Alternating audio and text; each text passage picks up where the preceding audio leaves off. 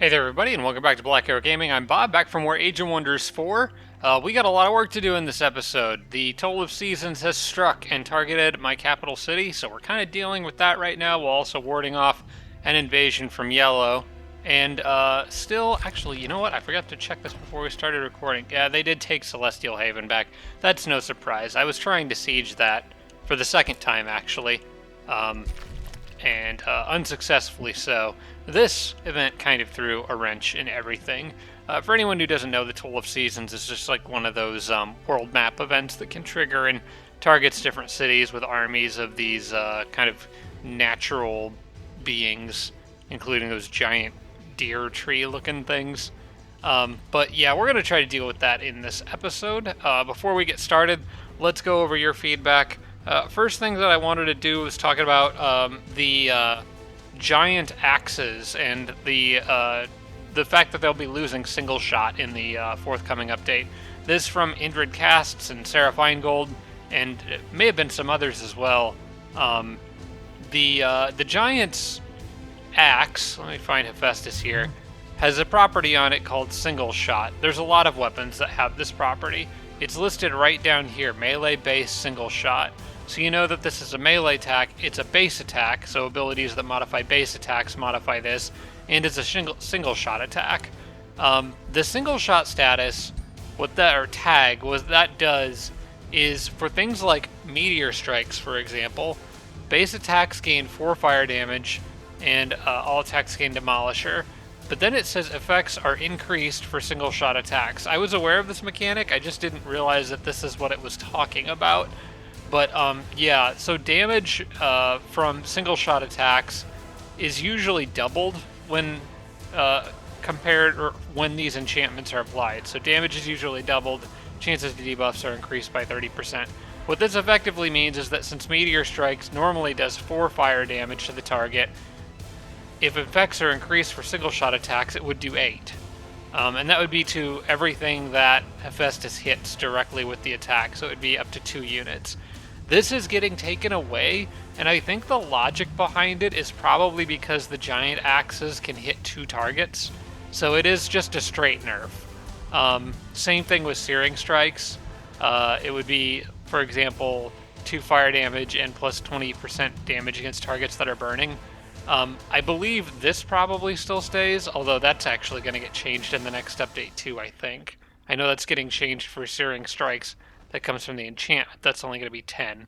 At least that was what I saw in the Griffin patch notes when they released the beta. But the fire damage, instead of being becoming 4 from this, it'll be just 2 for Hephaestus. So yeah, it's a straight nerf overall for giant axes, which is kind of a bummer. I also kind of get it because they do hit 2 targets, so they're not truly a single target ability. But unfortunately, that does dial Hephaestus back a bit from the full glory of his build. But we'll have to enjoy it while it lasts, because as I'm recording this episode, the Griffin update is not yet out. So I'm still supercharged for the time being, although I haven't gotten Meteor Strikes on him yet. Still working on that. The next comment I want to go through is from Sarah Feingold, something that I did not know, and I'm really surprised about this. This, I think, carries over from Age of Wonders Planetfall, but apparently, if I'm trying to expand a province, let's say I want to pick this one up here, but some other empire has a unit standing exactly on this tile right here, right underneath where the little floating pins are. You can see by clicking the economic overview button up here. That is considered the tile's central hex. You cannot annex a tile if someone else is standing a unit on that tile's central hex, but it has to be on that specific spot. This I could see being very useful in the early game. For example, like when I was trying to pin flowing fields in here, rather than messing with sending it out or putting an outpost there, if I could just get like a scout out there or something and just have them stand on this spot, simply standing one scout here would have totally prevented flowing fields from expanding beyond these 3 spots. I wouldn't have needed to build the outpost or anything like that. Now, in the long run, you probably are going to want to build the outpost anyway, because you can annex something else to it, and in this case, I get a cave entrance and a teleporter. But that could be very useful, though, in the early game, because one thing that I always struggle with, even when I'm starting on the overworld, My vassals expand really annoyingly and often right at me, claiming territory that I want for my own city. And this would give you a way to prevent them from taking specific important tiles that you don't want them to have, or provinces that you don't want them to have. So I wouldn't say that you want to build like 6 scouts to do this. It might be overkill, but just having a couple scouts doing this could really help you grow your borders in a way that you actually want to when dealing with city states that you want to be friendly with otherwise. So thank you, Sarah. I've got uh, a lot of hours in this game. It's a number I'm not necessarily proud of, but somehow did not know that. Though I do seem to remember that being a thing from Age of Wonders Planetfall for some reason, so I'm not really sure why I didn't think that would be the case here. But yeah, thank you for that feedback. Also, I want to talk about from Roderick, Pantheon items with unique effects can be upgraded in the item forge if used as a base while still keeping the unique effect. Excuse me, I didn't know this either. So if you go into the item forge, you can go to the blueprint section and any Pantheon items you've unlocked. For example, let's look at the Titan Great Bow right here. I can do physical damage, but it also has that combo ability, which I don't think you can normally get in any other way. The third strike in a turn pushes the target back by 1 hex. So if you hit the target 3 times, they get shoved backwards a bit. You can actually take this and upgrade it by adding, say, another range onto it. Or I could also put more crit chance on it and make a bow that's a tier 4 bow but still retains that unique effect. Now, as far as I know, there's no way to combine these effects with one another, and say if I was to go back here and do this again, if I try to change the model for the bow, like say I want to do this one instead, it loses that property. So it has to be exactly that bow that you use as a base from the blueprints menu. Another interesting thing about this is, like with the Titan or with any bow right now, I only have access to physical, fire, and frost damage. But if you really wanted something that did a different damage type, you could maybe find it in here. For example, the Staff of the of Necromancy deals death damage, which I don't normally have access to. That's combined frost and blight.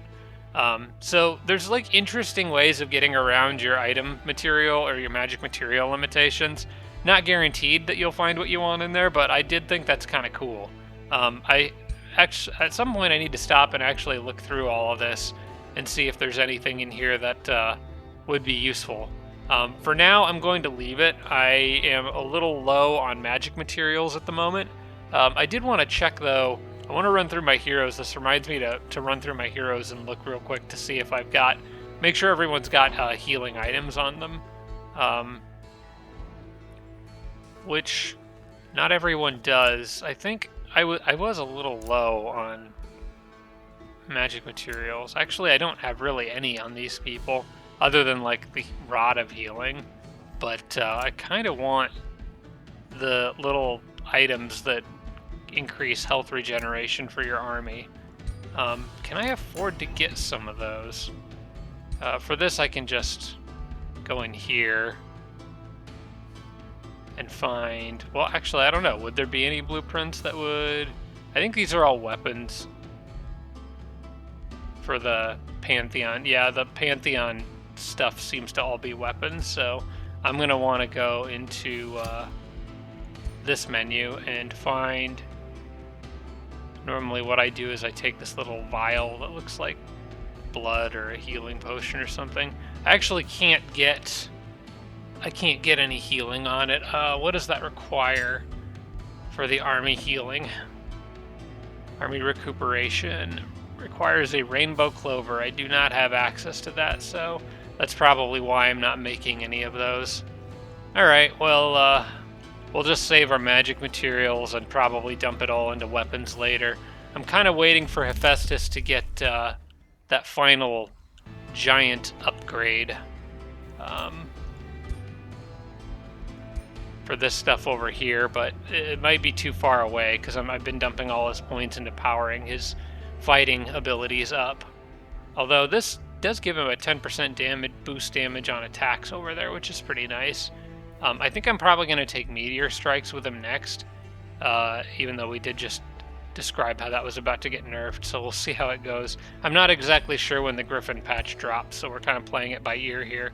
Anyway, moving on, we've got more feedback from Retmarut. Consider giving Whispering Stone to High Pledge to get war coordination up faster. I had a brief review as to where my Whispering Stones are. This one is given to Tridale, which is kind of...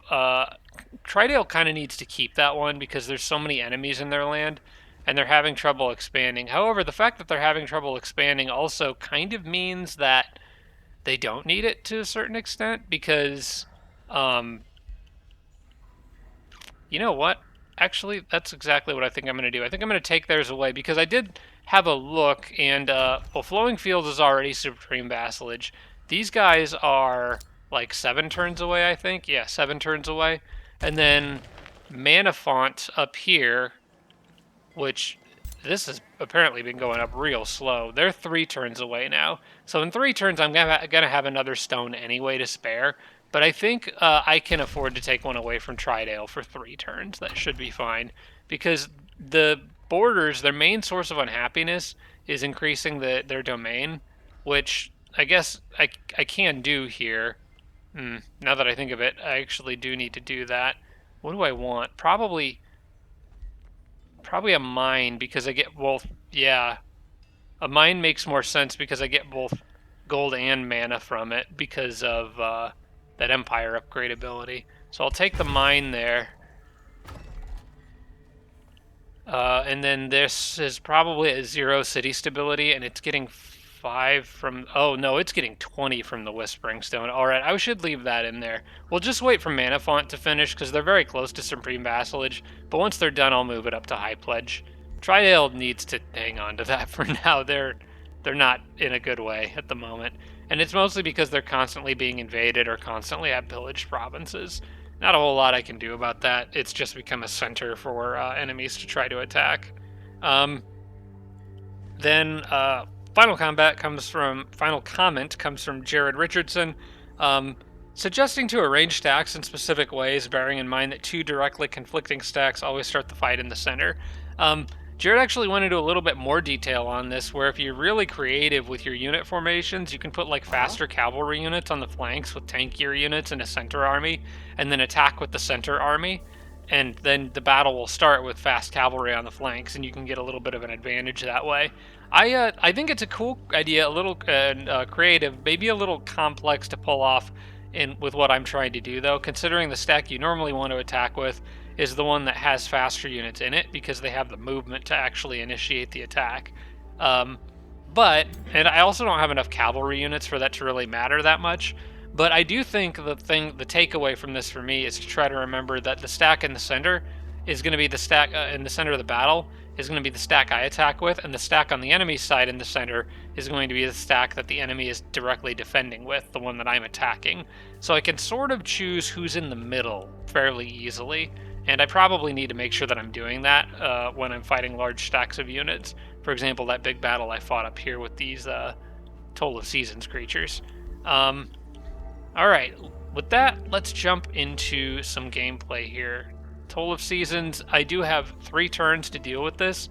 My plan is to move down here, deal with these Carnival of Flesh people while also healing. And in 2 turns to go in there and clear it out. I think this only takes 1 army. I think it's like clearing a dungeon, so I can only bring 1 stack in there if I remember correctly.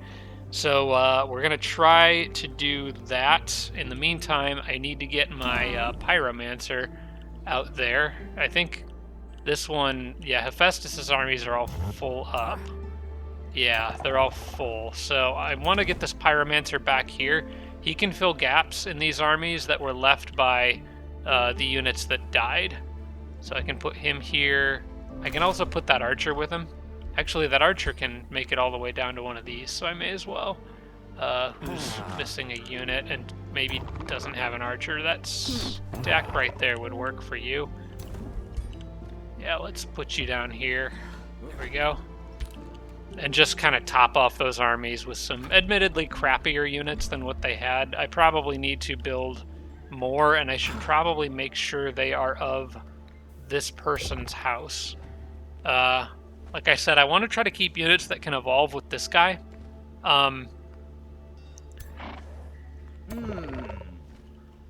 And let's see, Nebular Sanctum. Not really going to make anyone for Kingerhelm. This guy is Tridale.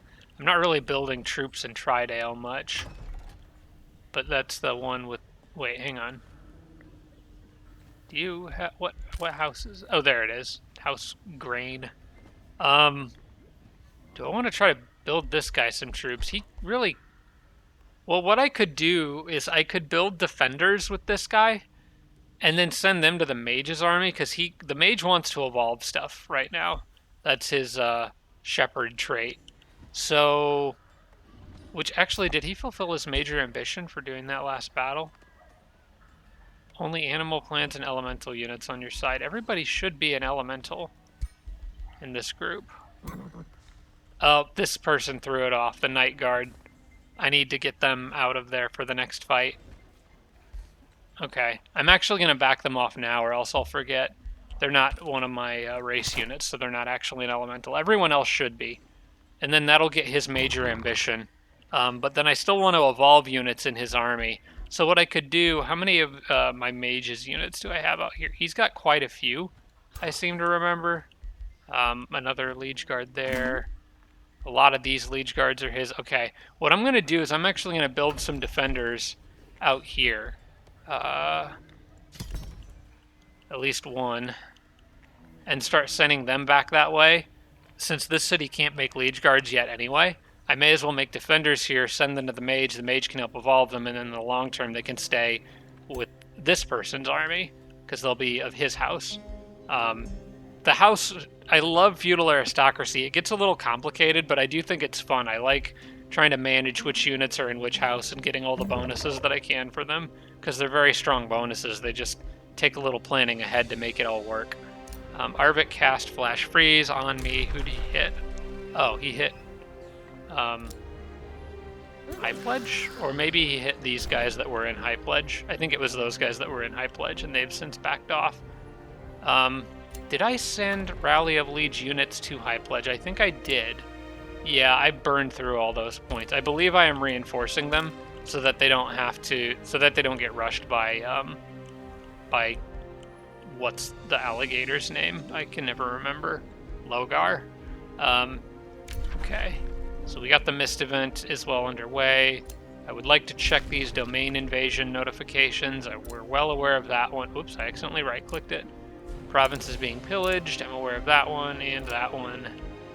City released as vassal. Tranquility pool acquired. And some levels of renown for people.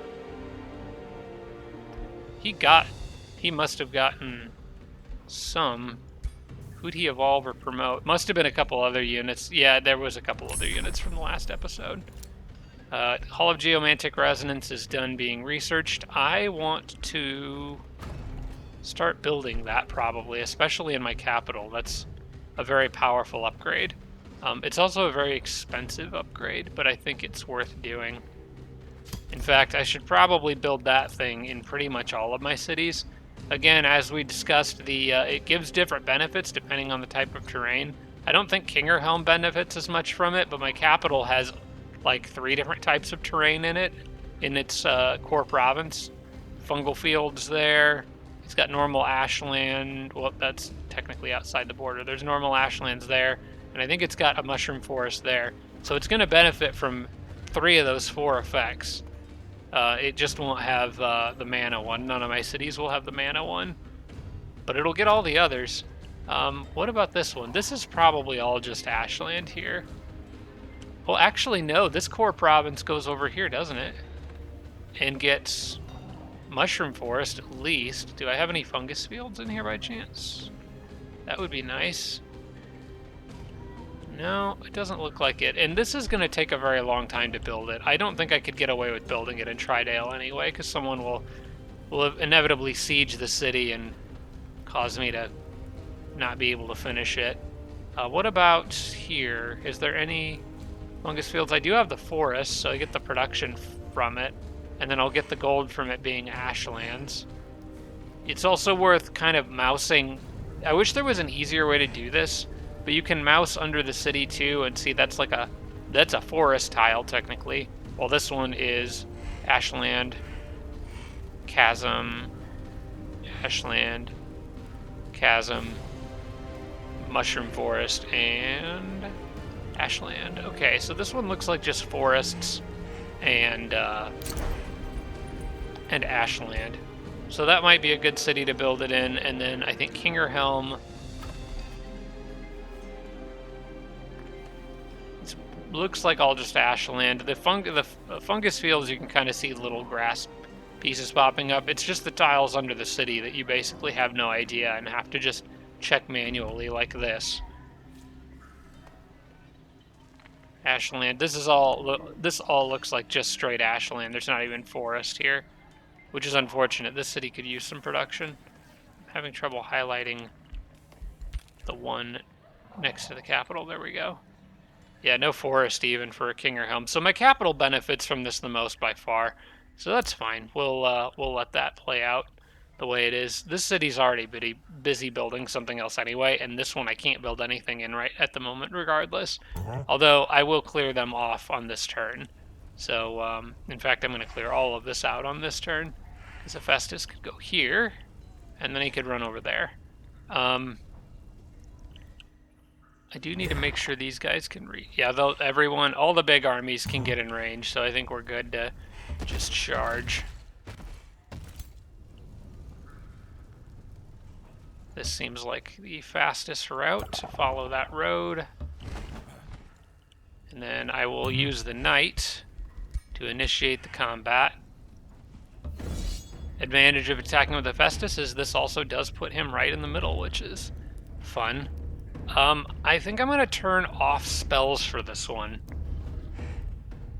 I don't know that I want them blowing through all my mana. I kind of need that. I guess I am making 112 per turn. I can probably get away with it. I'll go ahead and do it for this battle, because this is a big battle. It's almost 3 stacks. We'll leave it on. Okay. Kind of wipe the floor with them. That's good. I got an item that gives siege breaker. What is that? It's a miscellaneous item. It looks like a weapon. Well, we're going to give that to Hephaestus, because he's been leading a lot of sieges. Cool. Units in his army now have Siegebreaker. I like that. And then we can just run over here. And mess these guys up real good. Gentlemen, I'm going to need you to step off of that teleporter, please. Now this one, obviously, we want to turn off auto-casting spells. I only burned like 30 or 40 mana in spells on that last fight, so that's not too bad. Okay, so Nebular Sanctum is once again clear. Do I want to try to build a Hall of Geomantic Resonance? Actually, I think out here I want to get the Town Hall upgrade. Try to get that quickly before somebody else sieges it. The Town Hall upgrade will allow this city to build Liege Guards and Zephyr Archers, and I can start buffing up her army a bit. In the meantime, Hephaestus... I have the option here of sending them through the teleporter, and then they could go deal with this.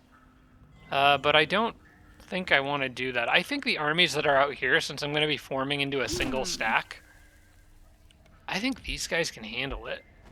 Especially her. She's very good. Very strong unit. And I've got the mage in there, who's no slouch. And, of course, a champion charge unit there.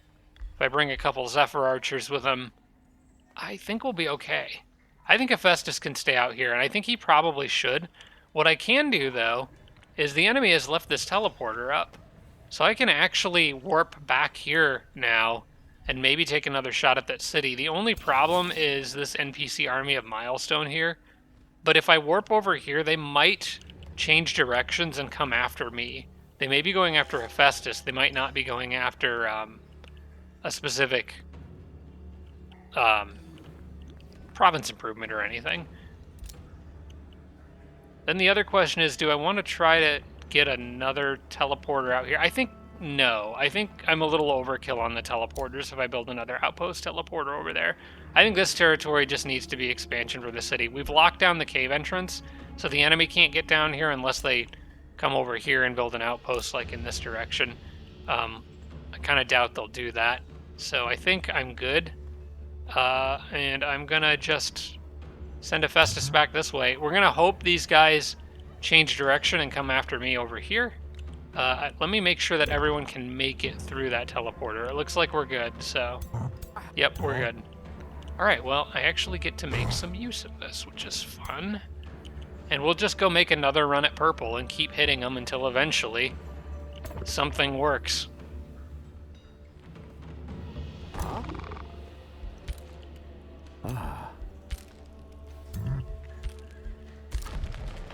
Okay, yeah, they literally just took that back. Which means I can probably run up there and, if I'm quick, take it before they even have a chance to rebuild their walls, I think. Hang on. No, their walls come back, because it's their city, okay. Hephaestus did level up there.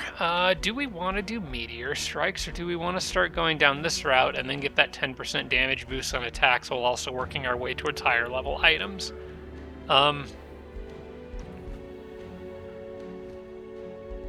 Gosh, Meteor Strikes is really good. And so is Sweeping Charge. What am I, level 14? I think we stick with making Hephaestus as strong as he can be. Oh, some lightning flash just flashed outside my apartment. I'm going to cross my fingers and hope we don't lose power or anything. Would I rather have the base attacks deal 4 fire damage to the target and adjacent enemies, or the hero's charge attacks inflict 8 physical damage to the target and adjacent enemies? I think that's a pretty easy choice. This one is just plain better. Sweeping Charge. Because that 8 physical damage will remain even after the Griffin update. So, oh yeah, that lightning shook the floor a little bit. Let's get Sweeping Charge. That's just straight up better than Meteor Strikes, other than the fact that this gives all attacks Demolisher, but I think he probably has Demolisher. Yeah. I mean, he's a giant with a gigantic axe. He should have Demolisher. We'll take this one. That's a lot more damage output. I want that. Hephaestus, smashing comes first, item comes later, in my opinion. For this particular build, his whole thing, his whole shtick is just break stuff as fast as he possibly can. Okay. Mage has no items to equip. I have so many...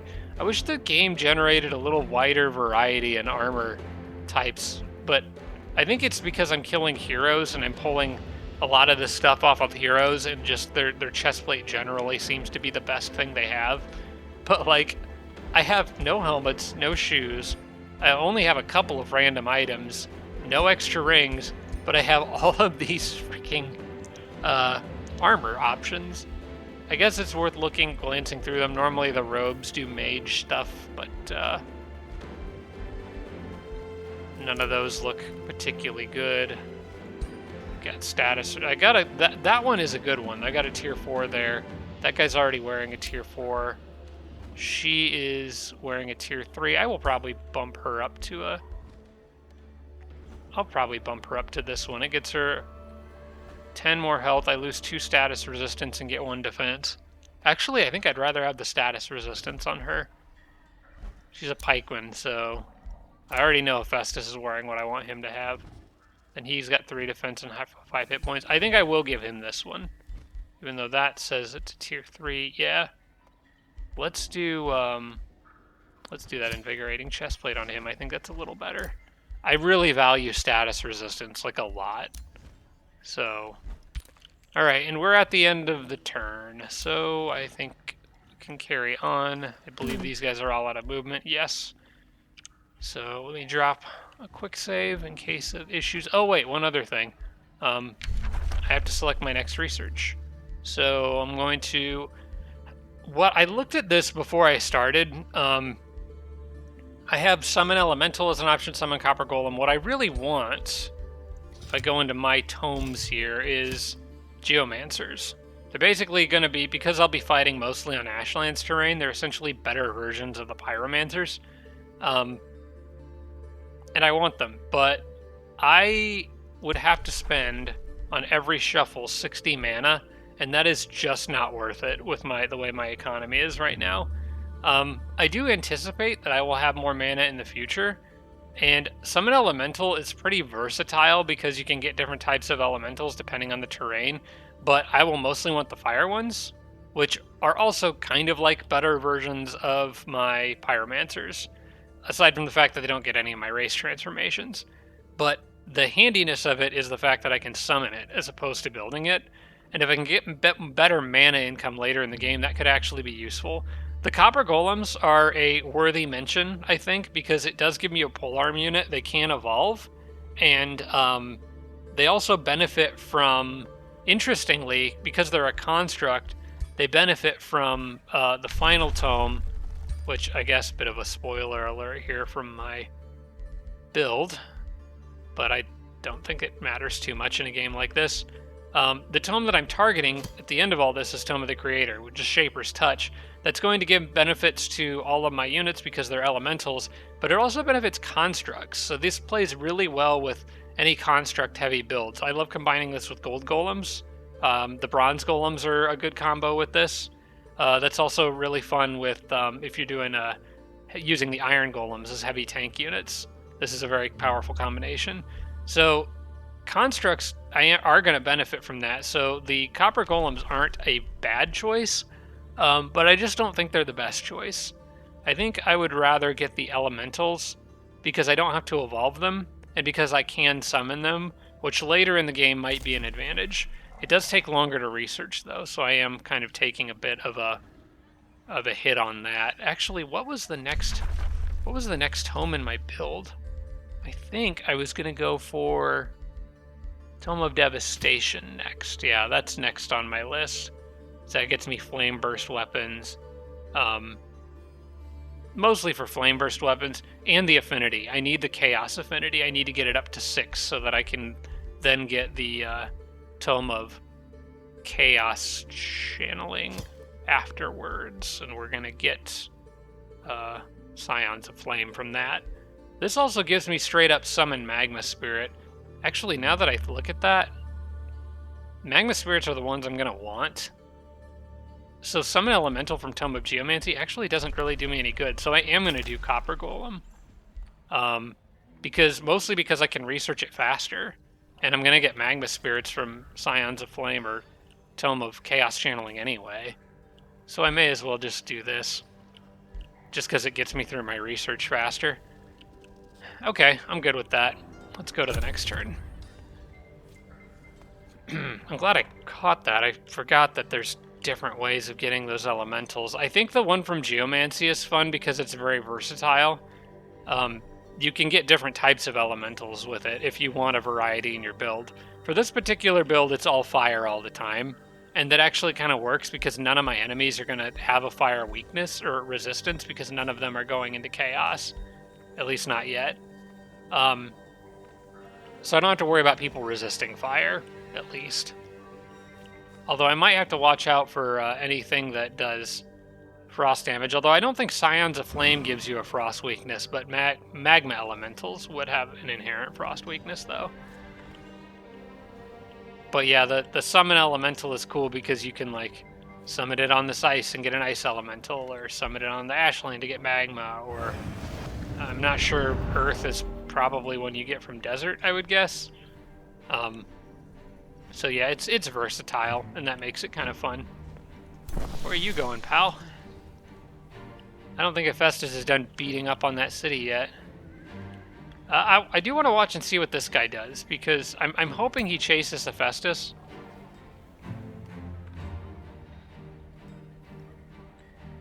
I'm not going to know for a minute. Yellow should be licking their wounds for a turn here.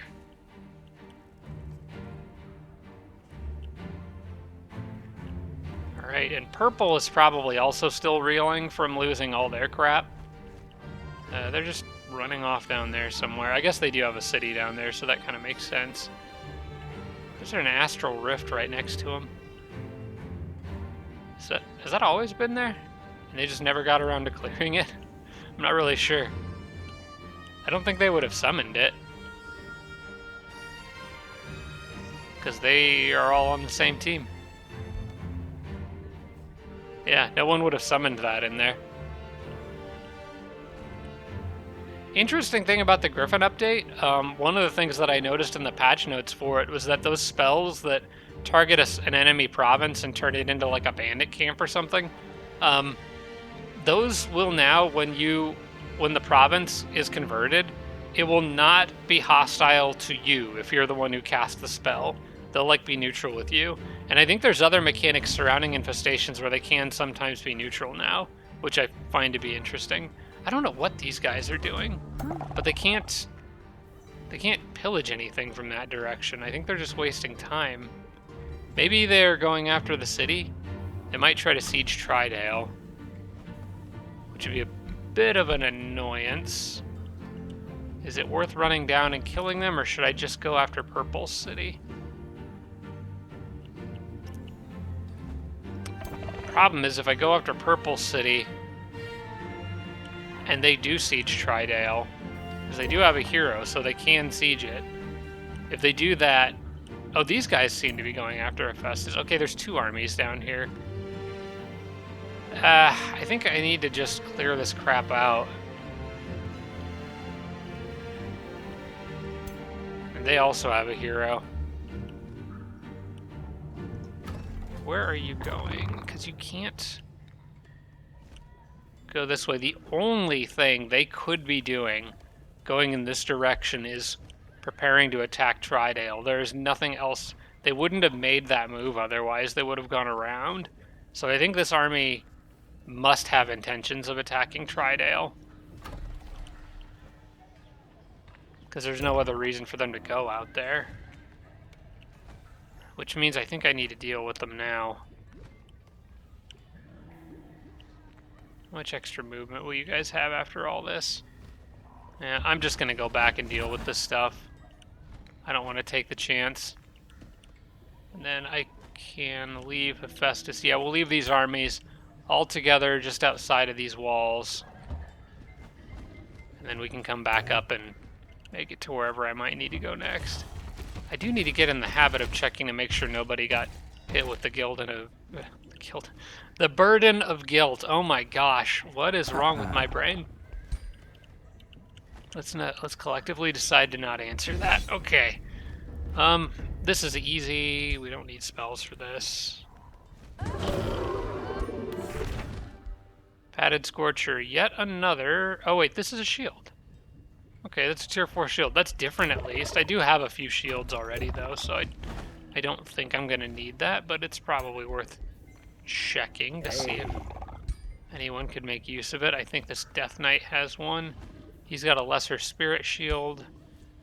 Padded Scorcher. This one is lesser fire shield. That's a better shield, I think. 3 defense, 5 hit points, +1 defense, +1 status resistance. I like this better just because it's fire. Okay. And then you have leveled up again, so... Got all his summons in there. I could give him melee mage, or we could just go down for attack upgrades, health upgrades, general all-purpose stuff. Let's see, Frenzy gets strengthened, which is a 10% boost every time you attack something, or I could just get 10% and 10%. So it's like starting with 2 stacks of Frenzy. I think I'd take these first. This also works my way down towards killing momentum a little faster, which is probably what I should be targeting with this guy. Alright, and then as for all of you, let's go clear this out. Hopefully without losing anyone, but this should be easy. And since everyone is an elemental in this group, including the heroes as far as I know... Wait, are they? Oh, I forgot to cast this. Oops. Well, they are now. Although I am going to go in here and I want to turn off the visual effect for that. It doesn't quite fit the fire elf theme that I'm going for here, so we're going to toggle that off. Okay, now you should be an elemental. Yes. Everyone in there is deep elves.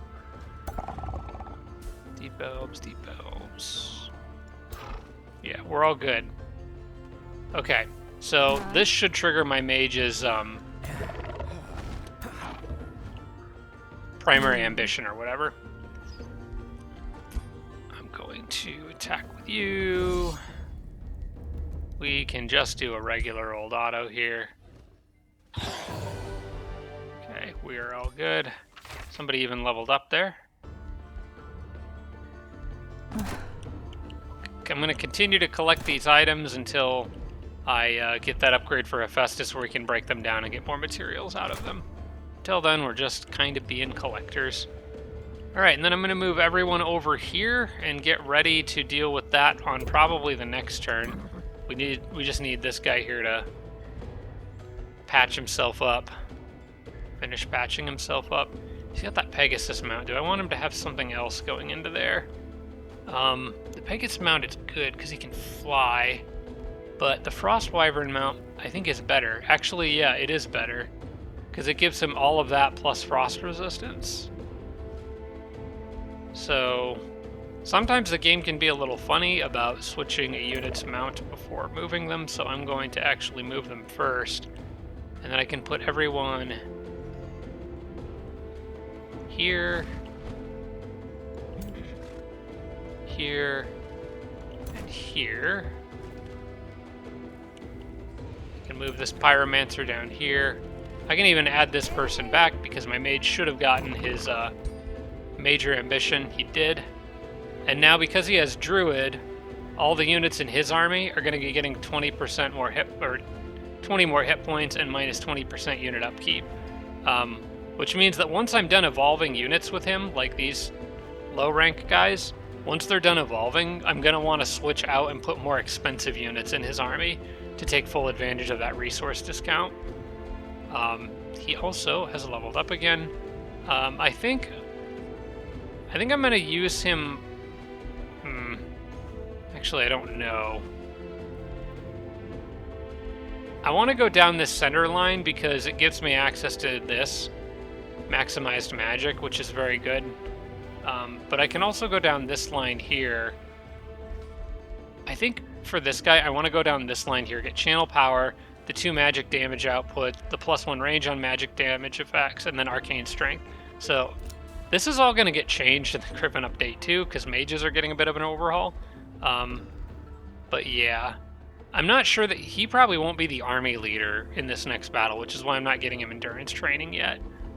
Instead, we'll get channel power and start trying to turn the mage into more of a damage dealer, because that's normally how I like to use mages anyway. Okay, but everybody here is pretty much ready, and then on the next turn I can just take the best of the best and send them into the scary green hole. And I'm at my next tome. As we discussed, it's going to be the Tome of Devastation. And I'm hoping the Flame Swords thing shows up earlier rather than later. I did get it. Now, in this tome, I am not going to lock Warbreeds, because Knights are just better, in my opinion. I probably won't build Warbreeds very much. The one exception is that I do think the Warbreeds are pretty good with Hephaestus, because Hephaestus prides himself on being able to hit 2 units at once. So putting a Warbreed with his army can allow them to sometimes shove a unit into a position where it'll take effect, a hit from Hephaestus where it otherwise wouldn't. So like I might build one Warbreed and put it with him, but otherwise I generally try to go with the Knights when I'm doing the Feudal Aristocracy, because I think they're just better than the Warbreeds are. Alright. Hey. And we'll check that off, check this off. And unless these guys can make it back into the city, and they can't, so I'm going to leave everyone outside the walls, guarding each other there for now. More hero remains, lots of them. And we did get, oh, that's the major ambition on the mage, excellent. He is already giving his armies a lot of extra hit points, so that's really good. That was a good turn, I think. It'll be an even better turn next turn when we Finish dealing with... Oh, frick. Are they burning that down? Okay, hang on. We got options. But I need to be quick. Ooh, maybe I shouldn't have done that. Oh, I should have waited to build that teleporter. It's okay. I've got another one just down here. Okay, as soon as these guys are done dealing with this, they got to go back up and fight Logar some more. It looks like he's just decided that if he can't have mana, or if their team can't have mana font or high pledge, no one can, and I don't want that. I wonder if they'll still get those Rally of Liege units that I sent them, because those should have been coming on the next turn, I think.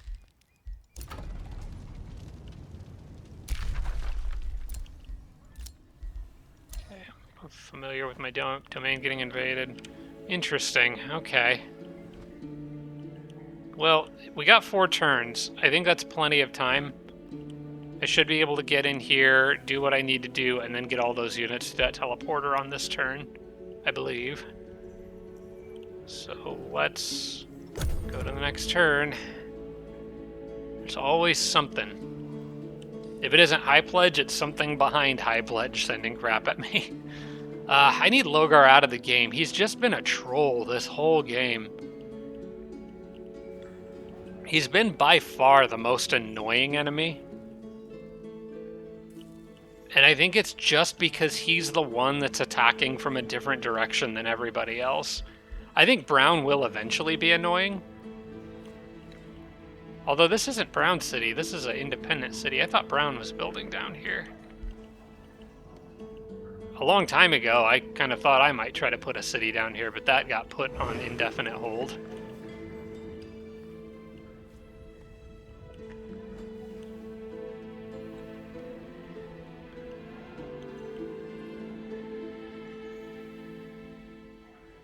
I am getting good Imperium income. It might not be long before I can do that thing with Flowing Fields that I was talking about doing, actually.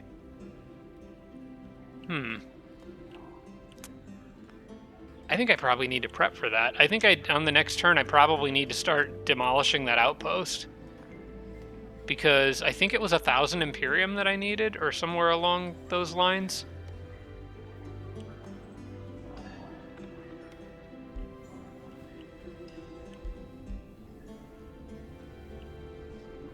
Don't want to... I'll check it when we go to the next turn. Okay, somebody just cast something somewhere. What was that? Oh, Sanguine is here, pillaging a teleporter. Hephaestus can deal with that. Hopefully those independents stay about where they are, but they might run around.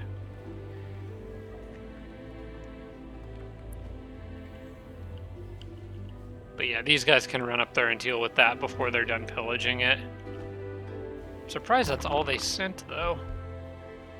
Although I think I did beat them up pretty badly recently, too. And then Brown, where I just continually pray they don't come from the south. Because that would goof up everything right now. Maybe I'll get something really good for clearing this that's going to be, like, super crazy helpful.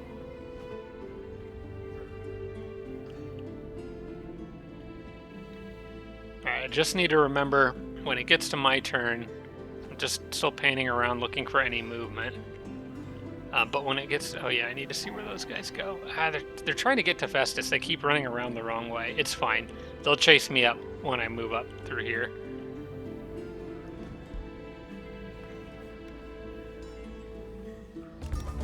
Okay, I'm at 939, 71. I will be over 1,000 next turn, so I actually probably need to get this process started. Probably should have started it a turn ago. Yeah, it's 500 Imperium for that, and then it's another 440, so it's about 1,000. But now is the time, because I have enough. So I think I begin to raise this now. And I need to keep an eye on this province, because if this doesn't work, then that province is gonna... If they take that province before I can get it, that's gonna cause more trouble than this is worth. But I believe this is what I want to do. I will hang on to the Imperium for now. I don't think this process... Yeah, that happens immediately. So as soon as that outpost goes down, I can do all of that and get a 5th city.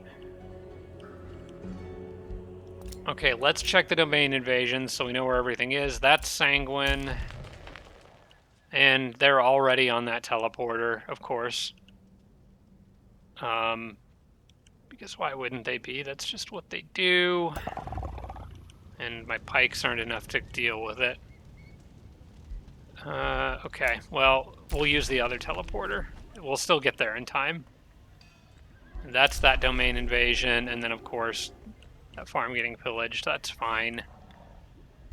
It's to be expected. This is why Tridale needs to hang on to that happy rock that they're holding. I believe the fastest way of getting there is just going to be to run directly at them, so that's precisely what I'm going to do.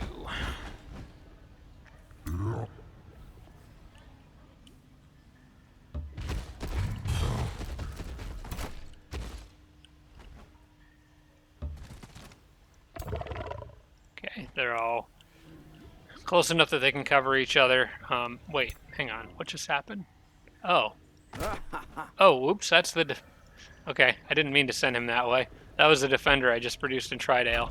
I don't know if I actually need to make any more for my mage to evolve. Hang on, let me check something. My mage... How much more do you need to get that final ambition? 200? Okay, yeah, he does need to evolve a couple more. We'll give him one more to evolve. Maybe an aspirant knight? Let me look and see. How many do I already have out here? Only one. Yeah, we could use another knight out there for him to work on. Is the one that... Whose house is the one that he has in? It's his house. So we'll make one for... You know what? We can make one for this guy's house, I think. Because he doesn't have a whole lot of units of his own, and I'll be able to build plenty of good units for her once I've got the Town Hall Citadel done. Let's see, what do we got? Have we gotten the Estate Hall yet? We have not. So let's take a Forester here. That'll be next after the Town Hall Citadel. Alright. Always a million problems to deal with, but I think we're getting somewhere. We're becoming more powerful. Is this worth hurrying an Obsidian Forge? How much is that going to cost? 74 gold? Probably not. I think we just let that finish normally. There's nothing threatening the city right now, so I think, yeah, I think we just let that go. Now, I want all my heroes on here. And just like the best of the best units for this. Probably a Zephyr Archer. I don't have a tier 4 Knight for this group. So we'll take a couple Liege Guards and a Zephyr Archer, I think. I'll just pull them all up from this bottom stack so it's like easier to keep track of who's who. Risky battle. I could spend mana, but I want to clear this.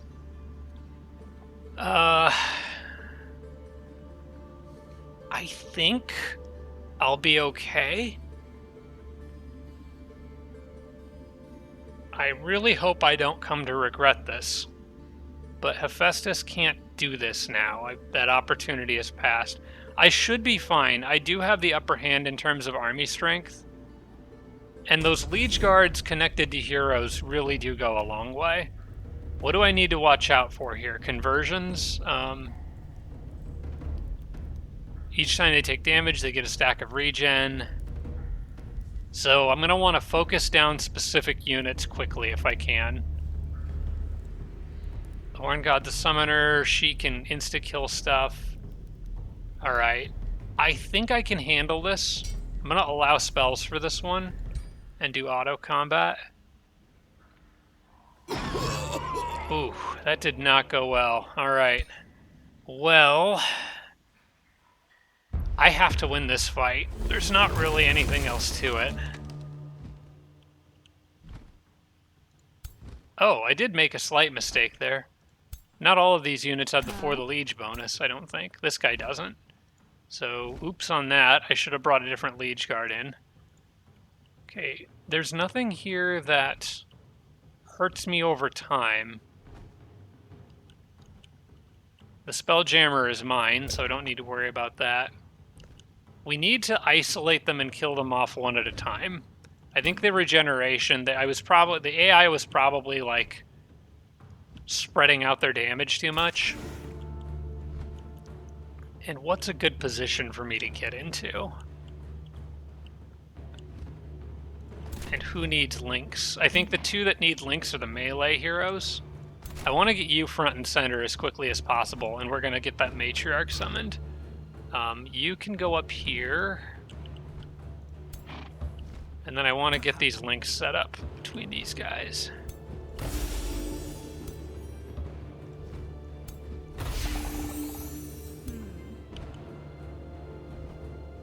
Get that archer on that flank over there, and maybe the mage with them. I need to slide over and probably defend them. But nothing can reach me yet, so I'm good for now.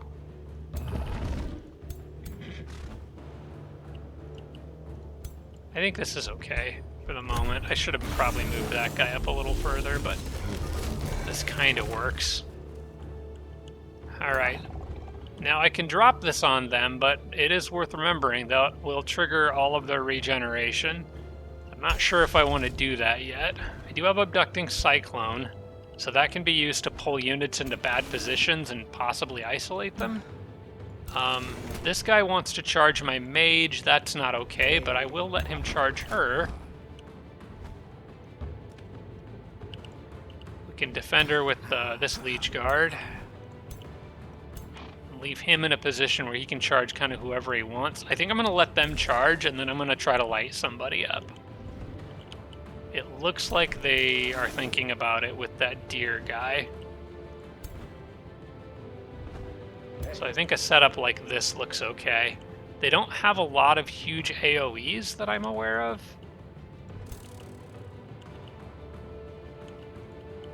They've got... what's his name? Where's the other tier 4 tree guy that I can't see now for some reason? I thought they had one of those. Not the Horned God, the other tall tier 4 tree guy. Do they not have one? Am I losing my mind?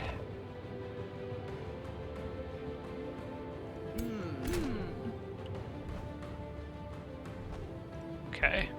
Maybe they don't have one. Alright, I'm going to tank up. Okay. Distracted him. Fortunately, they didn't get the seduce. That's a big deal. Alright, that stuff I can clear out, I think, fairly easily.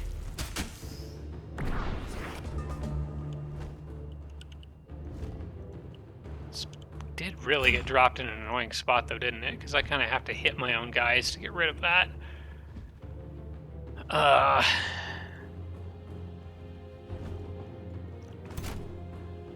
Okay, I think it's time to get a spider or monarch out so that I can make a distraction here. Do I want to taunt somebody?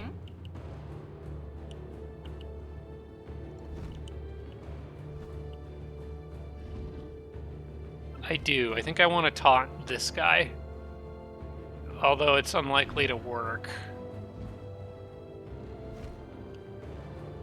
I guess I'll just taunt the Berserker into attacking her so that he doesn't run around and hit the mage or something. There. And then I'm gonna get the spider out, which the spider can then move here. And if I'm lucky, freeze a few units. Okay, froze them. That's very good. The mage can light them up pretty good, and since they're frozen, he could do it again on the next turn to finish them off. Immolate.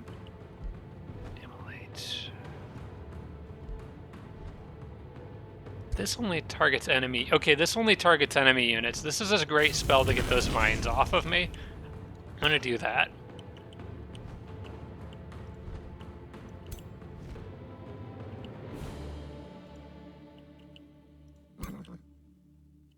And now I'm tempted to send him out here and start bothering that horned god.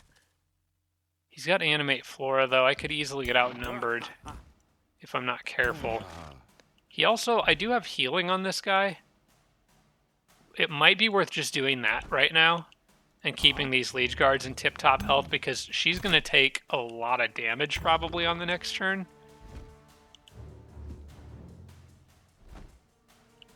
How often can I use this? That's a once per battle.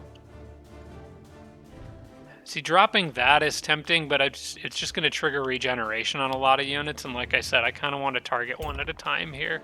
Oh wait, if I do fire damage, though, it'll remove freezing. I'm glad I noticed that. Okay, let's not do that then.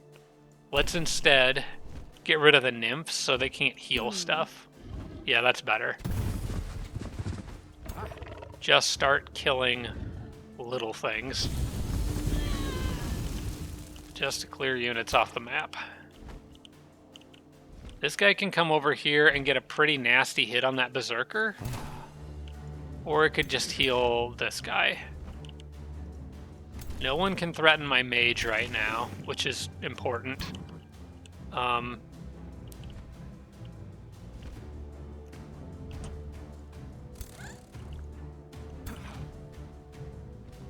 really want to get the big deer thing out of the way, but it'll probably just go after the spider and waste its time. It could try to dominate somebody. It doesn't have good odds on anything, but that's still scary. Alright, what I'm going to do is I'm going to move him here.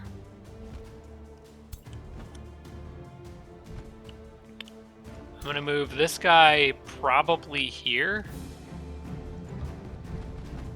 Use the heal on him.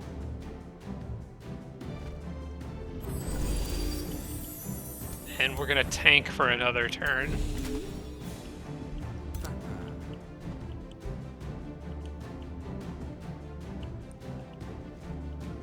Do I want to move him up more now? Probably. I wish there was a bush I could put him in or something, but he can't quite make it far enough.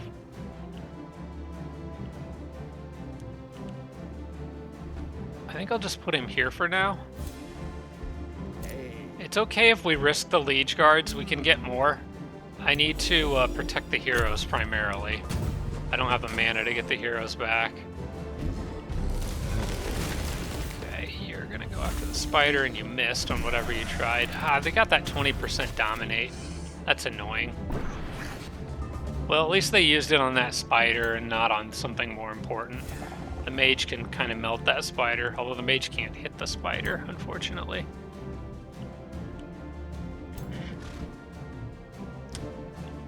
If I could get this guy down to just the right amount... I can't kill him because of Steadfast, Berserker's Rage, and all that. Not unless I can get a single very powerful hit on him, which this guy might be able to do if I move here and get a flank. But I have to get him down to just enough health for that to work. He can take out roughly half of what that guy has. So if I can do like half damage to him without triggering Berserker's Rage, and that I've got a critical chance on a lot of this stuff, so I think the archers might be able to do it.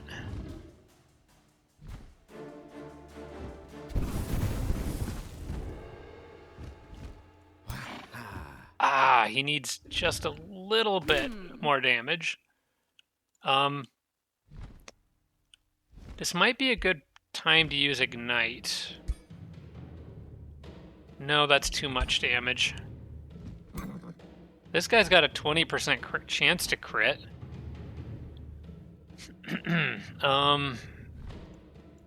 The mage is almost certainly going to do too much damage even with... Well, maybe the stab.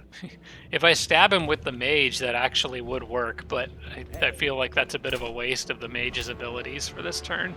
I wish that archer did not crit there, or did a little bit more damage on their crit, I should say. Is there any other way? Dust Storm, maybe? Maybe could Dust Storm help?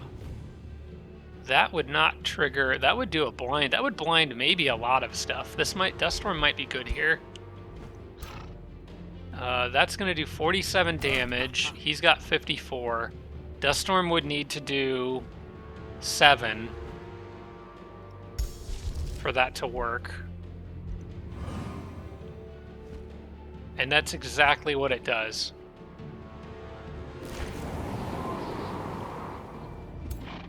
And then this guy kills without triggering Berserker's Rage. There we go. No more Berserker. Now, you. I do not want you to use Cycle's End. We need to get some people in that unit's face so it can't do that. Actually, I can kill her, I think. I'm not as worried about the spider. Yeah, it is going to do a lot of damage to that unit, but I think I can tank it. Actually, I think I can just straight up kill the spider if the 2 Liege Guards work together. Wait, can you just... Actually, you don't really need to kill the Druid of the Cycle. You just need to get into their face. Because... because she won't be able to move. So what I can do is I can just move up here and kind of lock her into position. And now that unit can't do anything. And then my mage has a much clearer shot on the spider now.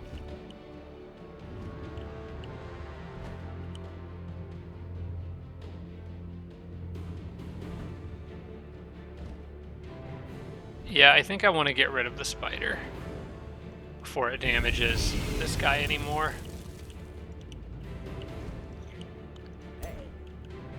Okay, now, how long before your dominate thing comes back? We got 4 turns, so we got plenty of time. What I want to do with these guys is guard the heroes. They have that enchanted shields, so I can go like this, and then everybody gets defended by shields. We'll see what he does.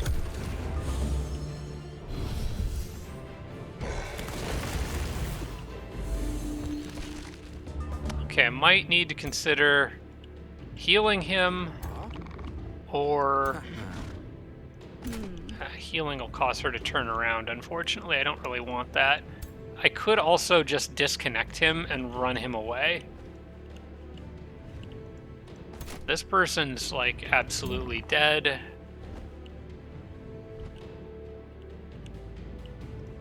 Is it worth a stack of regeneration to trigger stacks of burning? Probably not, because the burning doesn't seem to be very likely to trigger. I think direct damage attacks are kind of the way to go for this battle. We're slowly working our way through, and I think this is going well. But I think it might be time for this guy to back off.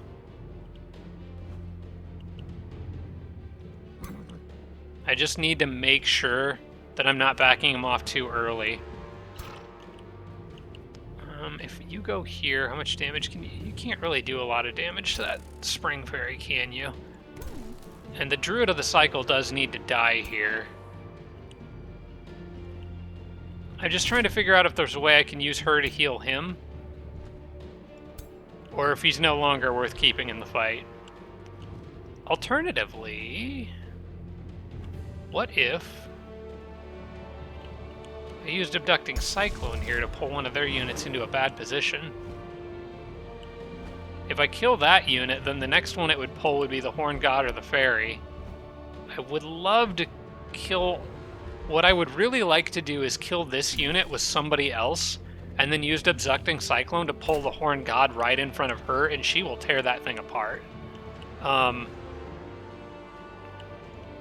But I need to kill this with somebody else for that to work.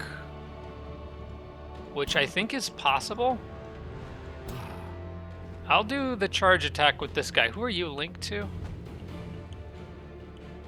This one? Okay. Let's try this. Charge attack with him. Shield guy or archer. Archer actually would probably be a better choice.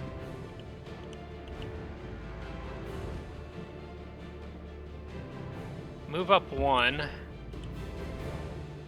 Okay, you can't quite finish it off, but you can. Okay, you do your thing. Then I want to get Abducting Cyclone and pull you right in here. And then you are going to get wrecked by the mage and that hero. I'll move you up to...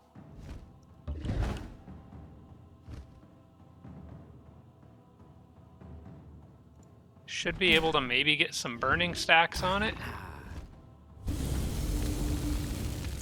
And then you have a fairly good chance of hitting it, but I may as well move you up further. Okay, he does have a lot of regen, but I think he's dead, so... Yep, he's down. Okay, now I'm gonna disconnect this guy and back him off.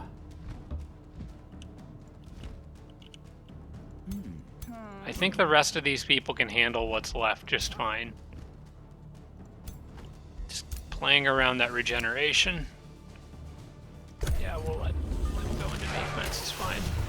Okay, a fairly meaty hit from that thing, but he leaves himself in a spot where I can gang up on him pretty well. In fact, I could even Abducting Cyclone him to this spot and then pin the fairy down. I think we've got this now. If I just pull you right there in front of her, you can just have a field day there. I'm going to go ahead and boost channel power here.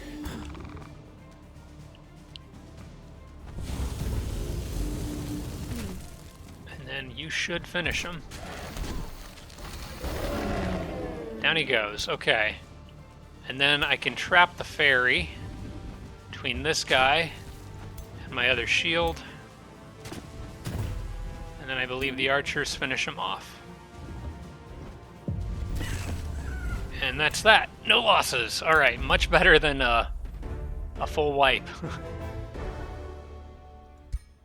Okay, now what do I get?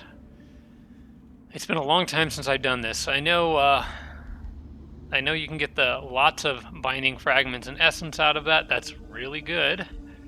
Take the relic. You steal the curl of Elandra. Hephaestus gains 20 Imperium per turn. Springvine Evocation Siege Project. And Toll of Seasons enters the next stage. Or I could just end the crisis. Break the relic. Great Shepherdess permanently. That would turn my charge attack hero into a Scourge of Spring. I don't really want to do that. Yeah, I don't want that one. I did just get a crap ton of Imperium for doing this. 20 Imperium per turn is very tempting, but I kind of want this event to be over, so I don't have to worry about it anymore. And I'm not sure what the crisis entering the next stage means.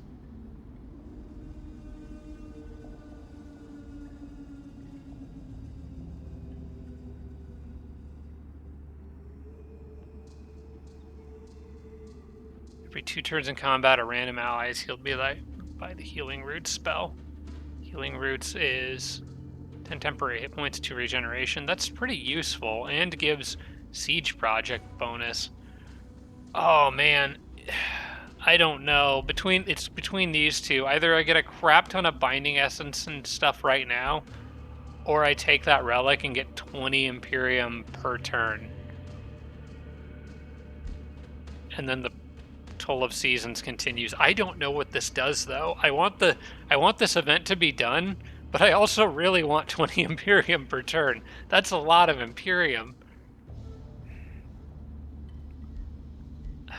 I wish I knew more about this event. I think I'm gonna have to take the essence and stuff. All that crap. Yeah, I mean that's a lot. That's a lot. It would let me forge like basically as many items as I want for the rest of the game. All sorts of tier 4s. I think we pass on this and we just end the event here. I don't want to deal with it anymore. I don't want them coming back. I've got other enemies to fight. Alright, well, now I can make whatever I want. So I probably should do that. Let's see, the guys that all came up were from that bottom army, so... Oh, I think I just got another aspirant knight. Okay, well, we got to get everybody out to the north now, so... And I believe everyone can still make it through that teleporter. Let's get these guys out here. Fastest path. I believe this was her army on the bottom.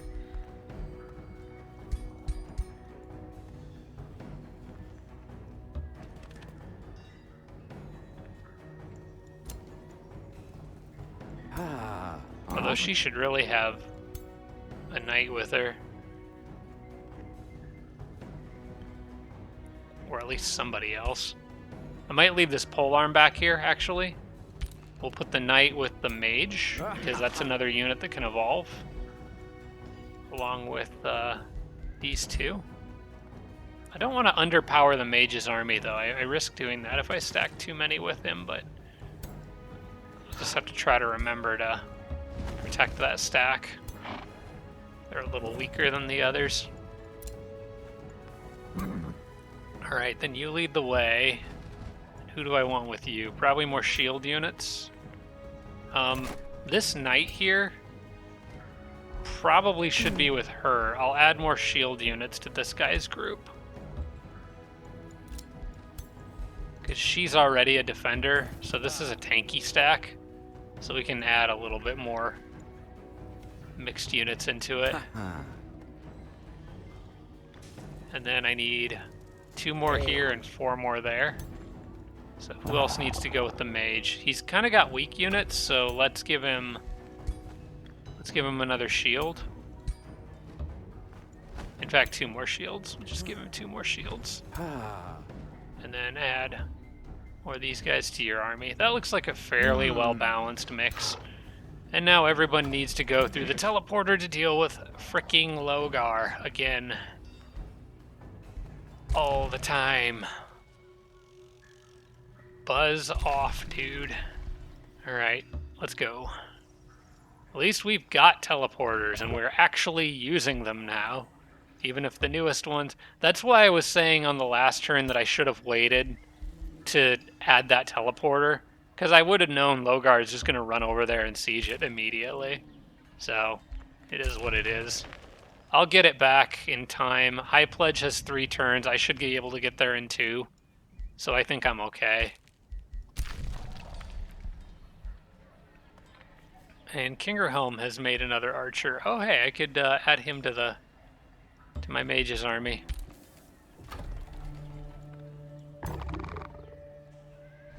He's a good replacement for that archer right there, so I think that's a good choice.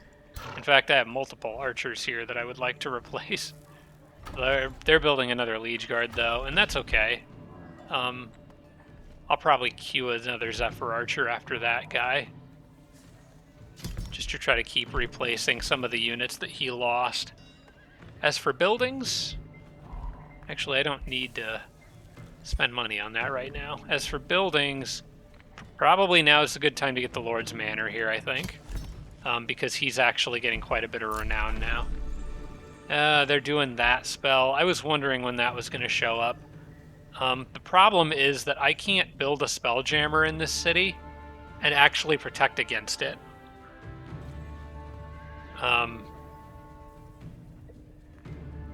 Because the Spelljammer would have to go down here somewhere, and they're just going to siege it.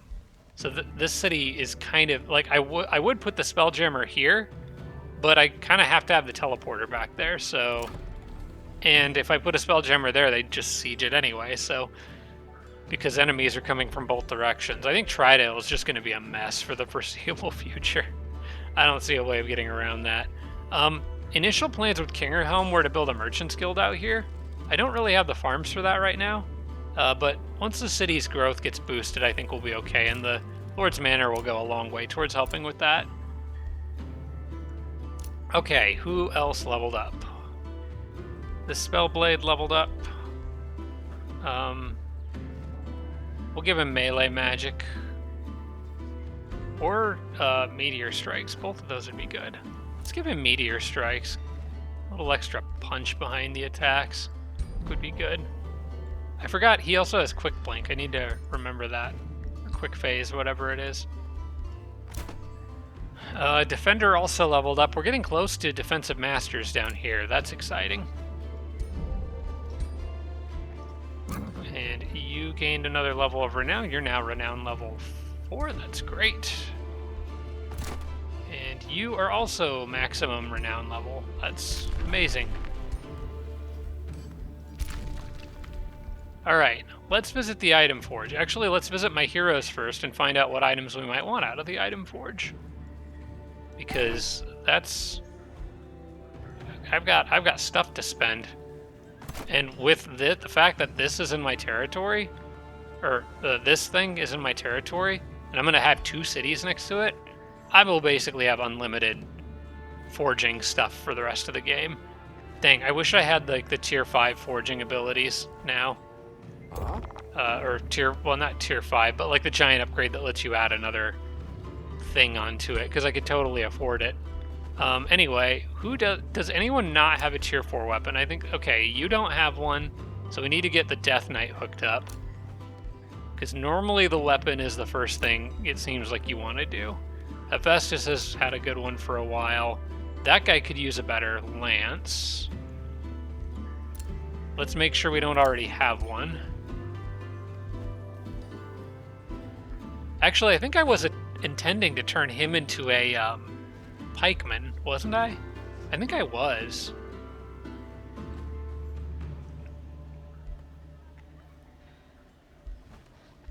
Or a swordsman. I like spellblades with sword and shield because you can... Well, I don't have the materials for it, but I like putting defensive masters on the shield and putting that on a spellblade. I think that's really good.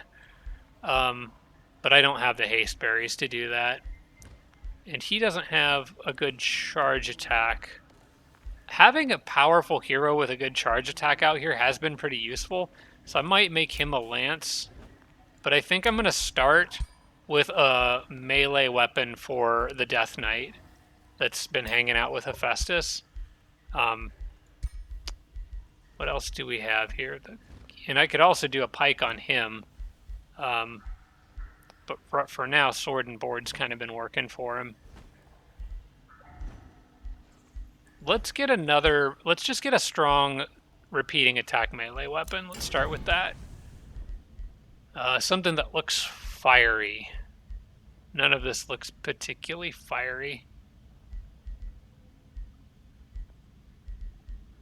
We'll do, guess the normal God Ear sword. Or an axe. Let's do a fiery axe. I can do fire damage on the axe. And we'll do...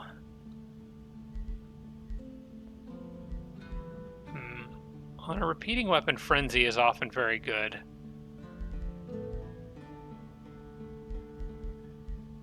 I could also do crit chance, crit damage. Both of those are good. Lifesteal's pretty good. I think I'm going to do crit chance, crit chance, crit damage, and probably Frenzy. We'll just call it the Axe of Aggression.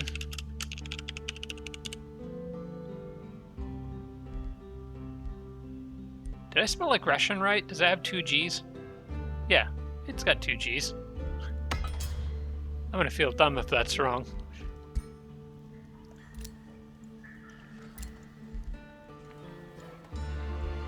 I don't know if I ever told my parents this, but oh hey, I can get Resonant Blades. When I was little, I entered into a spelling bee one time. I've always been very good at spelling. And my parents made me study so hard for it that I got burned out. And so I intentionally threw the competition and misspelled a word.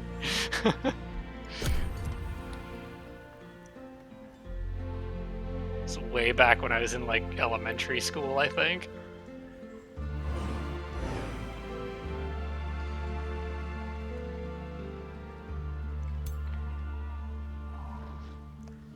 But yeah, I just, like, didn't want to move on to the next round or something.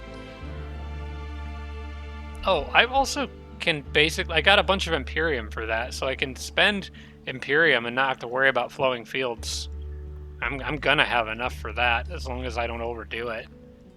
Okay, can these guys reach me? I think they can, so they... Oh wait, no, they can't. Well, they'll just continue feudally chasing me around while I... They're trying so hard to get themselves killed by attacking me. And they can't catch up.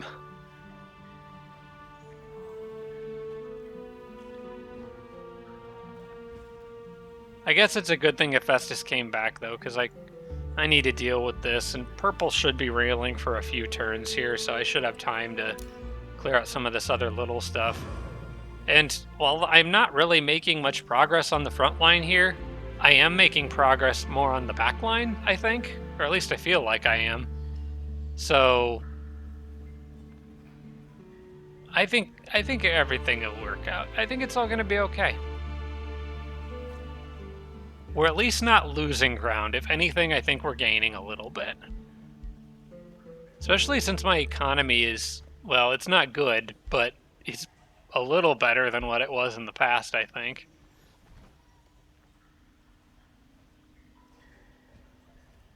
Okay, back to Vanira, which is kind of next on my list for people I want to get out of the game.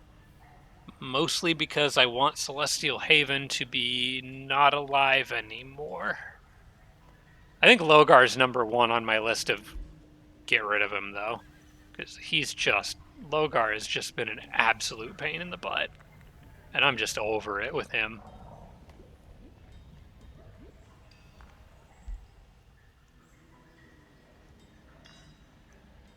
Oh yeah, and Obsidian Forge gets that new, Geomantic Hall or Geomancy Hall or whatever it is. So Obsidian Forge is about to get a whole bunch of benefits on the next turn.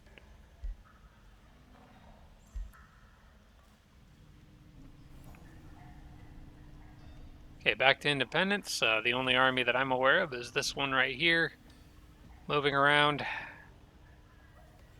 I really hope those Rally of Liege units show up at High Pledge, because I paid for those. I hope they don't just disappear because of a siege. Oh, they split up and... Okay, that's fine. Split their stack to reach me, which is smart.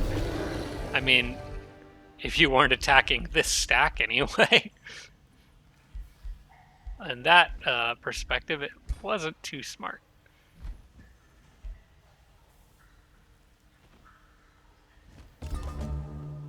Okay, clear her off of that. Just got another sword that I'm gonna wait to disenchant. There's no need to do it now. I'm absolutely loaded on Binding Essence and Binding Fragments. So, what can I pick up here, though?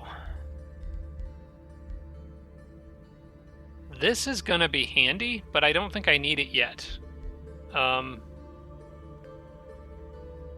This, I think, is good for me because I'm so low on mana. And I do still want to cast a lot of spells. And it's only 100 Imperium, so I feel like I can afford that pretty easily. I am also moving down the Chaos tree much faster. This Tireless Marchers might be good, because I've had to use that every now and then, but I think I'll wait and grab that only if I need it at some point. I do want to eventually get War Slaves and Raise and Spoils of Destruction. Those two will... Because I do plan on raising a lot of cities probably in this game.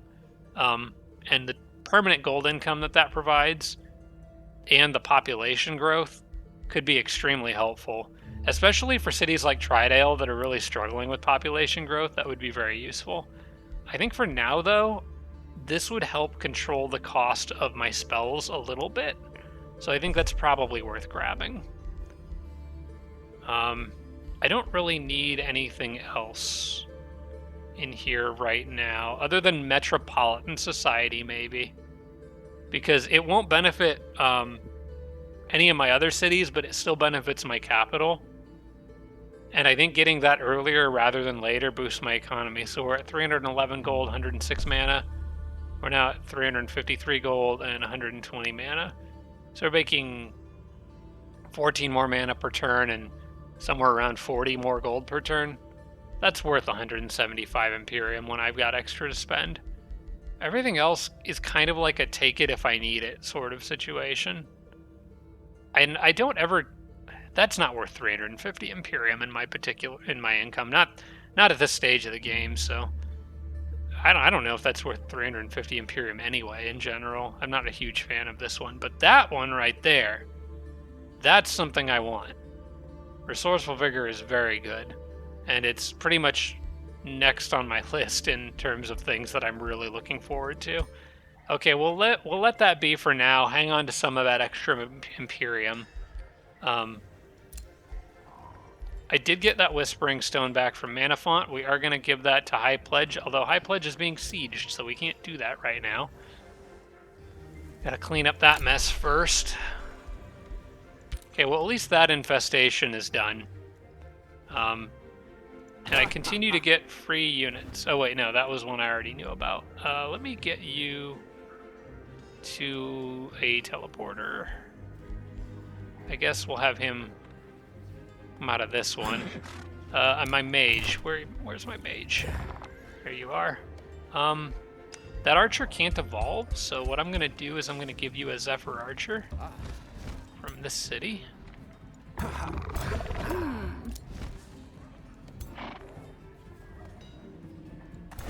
And I will move you down here.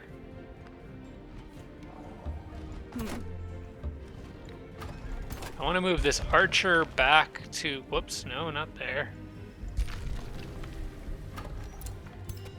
Move the archer back down to this city, probably. They can hang out with that guy who's basically just a holdover place for extra units. And then that defender can reach all the way out here, I think.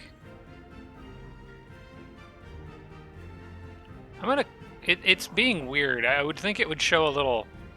Well, it shows it there, so he should be able to do this. Yeah, okay, he's good. Oh, wait, dang it, I meant to put him with the mage. Oops. Wrong teleporter. Alright, well, let's clear these guys off here because... Well, they're in the way.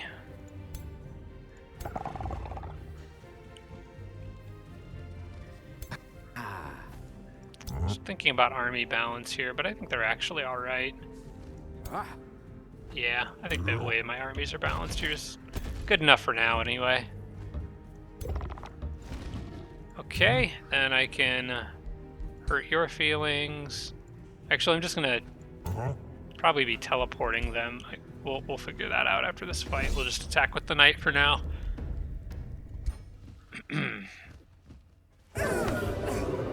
Easy. Okay. Reinforced cloak. Golden wyvern mount. Okay. Don't think I really need that. But the spirit resistance actually might be useful against Sanguine. This guy would ben... Oh yeah, I meant to give him a different mount. Well, I guess we'll give him that golden wyvern mount that I just got. Although he's not really going to be fighting Sanguine, is he? Eh, maybe he will eventually. We'll just give him that one for now. It's better than the Pegasus mount, so that's fine. Okay, now, do I want them to go back to that teleporter again and make another run at that city? I think I probably do. I mean, Hephaestus is just doing a loop through here at this point, but let's go ahead and have you guys pop back over here. And you can all go with. Maybe some glorious day in the future we will eventually get to siege that city and actually raze it to the ground. Alright, and as for you guys, I think you all know what you need to do. There's a certain frigging alligator that's been a problem this entire dang game, and I'm just over it. If I could keep the attack going over here... Yeah, they're going to siege that teleporter, but that's okay. The more important that I reach this on the next turn. Actually, I think I can regardless.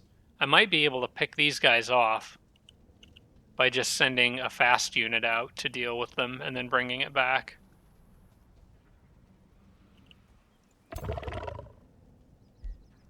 In fact, this might be good, a good thing for the mage's army to do, because it'll funnel a little bit more of that experience directly into their army. And I could position the other two to where they're closer to high pledge and can definitely make it there on the next turn. So yeah, let's do that. Let's try to save this teleporter here. This is a safe battle, as it should be. Going to attack with the mage, probably. Oh wait, no, I don't want to do that. I want to attack with a faster unit. Or I could attack with these guys. That works too. Yeah, I'll just attack with these guys.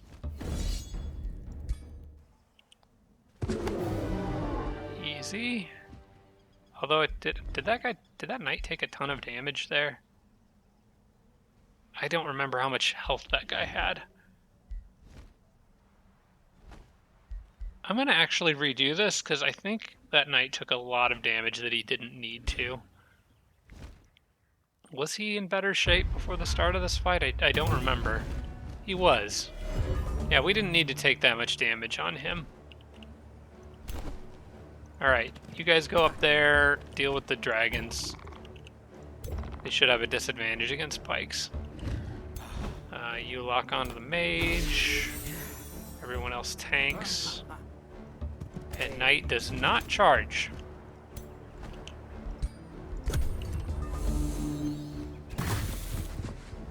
Yes, hit them. That's fine.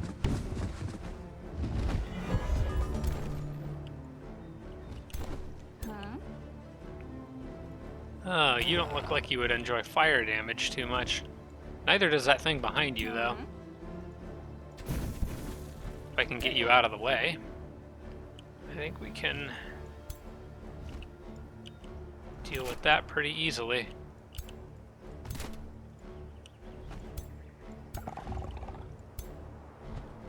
Need to do just a little bit more damage to him.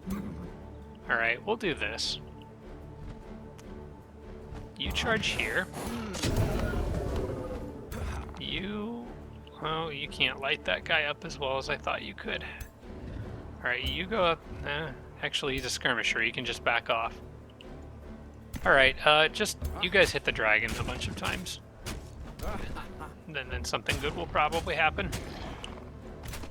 Can you finish him off? No.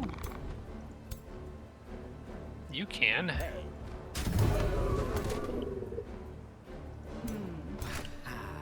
I guess just go here and defend all those guys. You move here and fry him a couple times.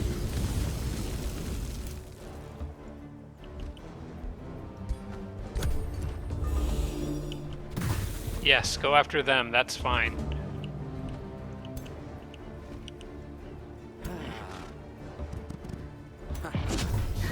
There we go.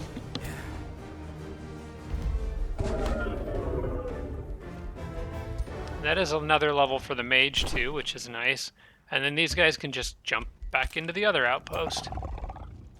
No damage on mage army, and more levels. We'll take magecraft, I think. Gotta turn him into a killer mage. It's normally what they're good at.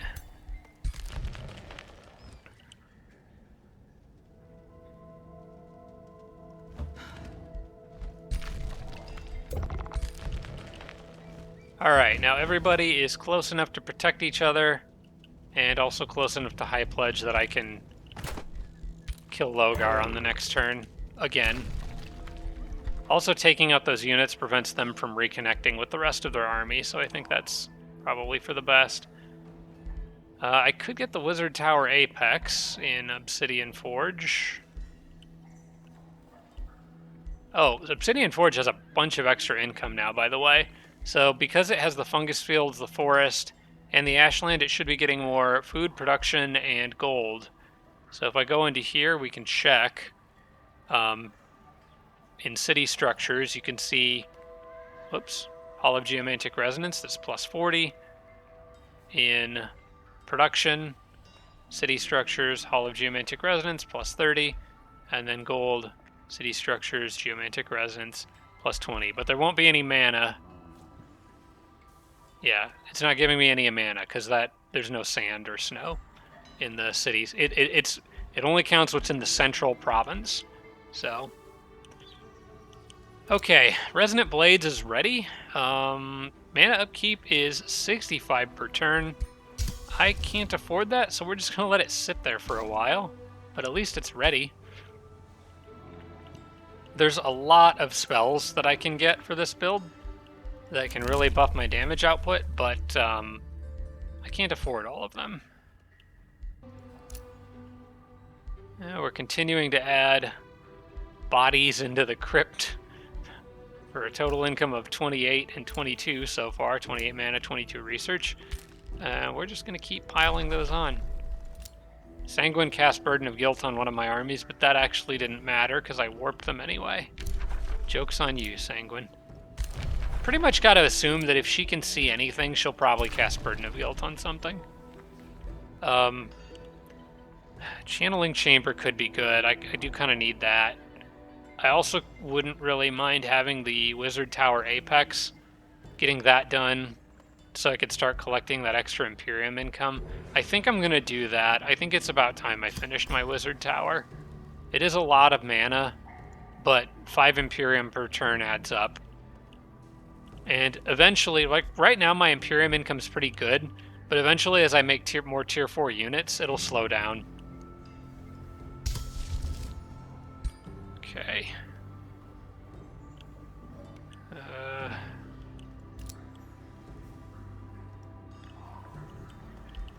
I think I'm ready for the next turn.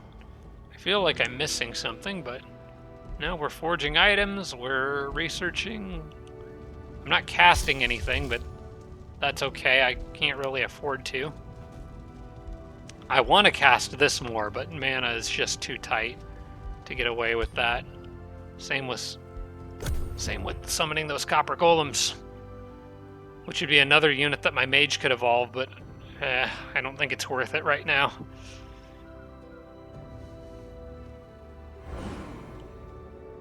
Eventually I need to clear that dark layer too, so that I have a connection of my territory running through here. I do plan to actually properly annex this tile and that tile into Kingerhelm eventually. But it's going to be a minute before I can get around to it.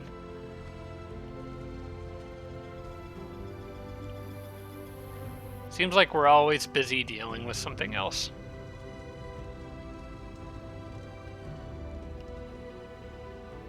I may want to start thinking about how I want to go after Logar here.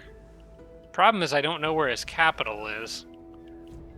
But he's got a 17 pop city there and an 18 pop city there, so if I could take those, that would probably hurt him a decent amount. It looks like his territory's full of gloom, though. But I can't tell if that's from an I think that's actually just from an infestation.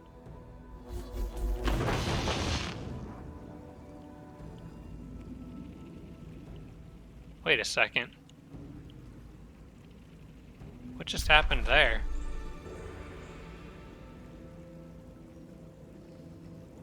How did they create a dragon's lair on a fated region? I'm really confused. I don't know what just happened there, unless someone else is progressing this fated region.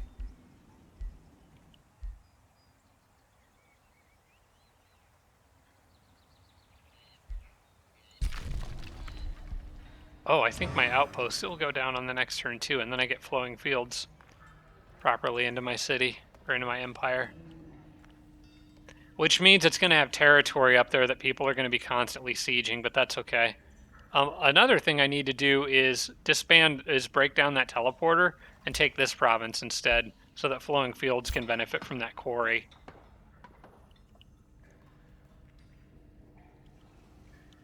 And get the Fireforge stone in it, for that matter.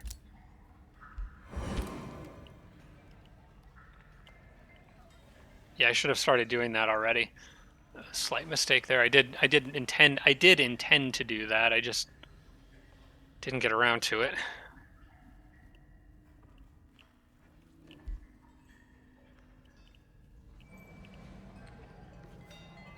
Oh, purple's coming back. They're gonna get smoked, I think. Although, that's a problem. They're starting to build those dragons, which means Celestial Haven really needs to go down. But we've got this guy back too. So Hephaestus is going to be busy swatting flies for a little while longer, I'm afraid. Because he's going to have to kill this group, then warp over here, kill that group, and then warp back. Although he probably won't be able to warp back because the group that's on the water will. I wonder if I can fight the group that's on the water. The rules about units that are on land versus embarked fighting each other are kind of weird in this game. Because I've seen embarked units be involved in land battles. In this case, everyone would have to be embarked. So, because the battle would be taking place on the water. I guess I'll find out. But first off,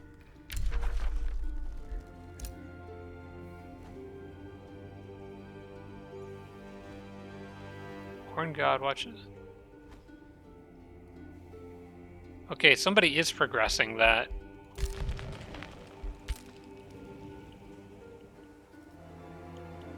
And I can't really do anything about it right now. Well, what I can do is remember to do this. Raise that. And let's see, Flowing Fields has 12 population. It is time, finally time, to integrate them into my glorious empire. I need this, which increases the city cap. And we integrate them into my empire. What does this do? No, I want direct control. Okay, so what do we need for this city? What do they already have? And what could they benefit? Okay, they've got cavern floor. I need to see what tiles they have in their city center. Most of it's going to be cavern floor, although I'm going to be casting a lava rune steel here probably. Looks like just straight cavern floor, so that'll eventually just be straight volcanic ashland. So the Hall of Geomantic Resonance doesn't help a whole lot right now. What I think I want to do is get a gold mine, because that benefits from the Miradon Maze. Do they already have they have a quarry there already? Okay, let's grab a gold mine here. We'll let them keep that quarry for now. I can also get a gold mine here. This is going to help my economy because it's getting lots of gold plus some mana, and also I'm getting production out of that. Now, I need to consider getting... Okay, I can get a forester here. I can't claim any of those tiles yet, but I've got plenty of room up here for foresters and farms. I could also maybe try to reach that rainbow clover, which give me access to hero items that can heal stuff, which is something I kind of want.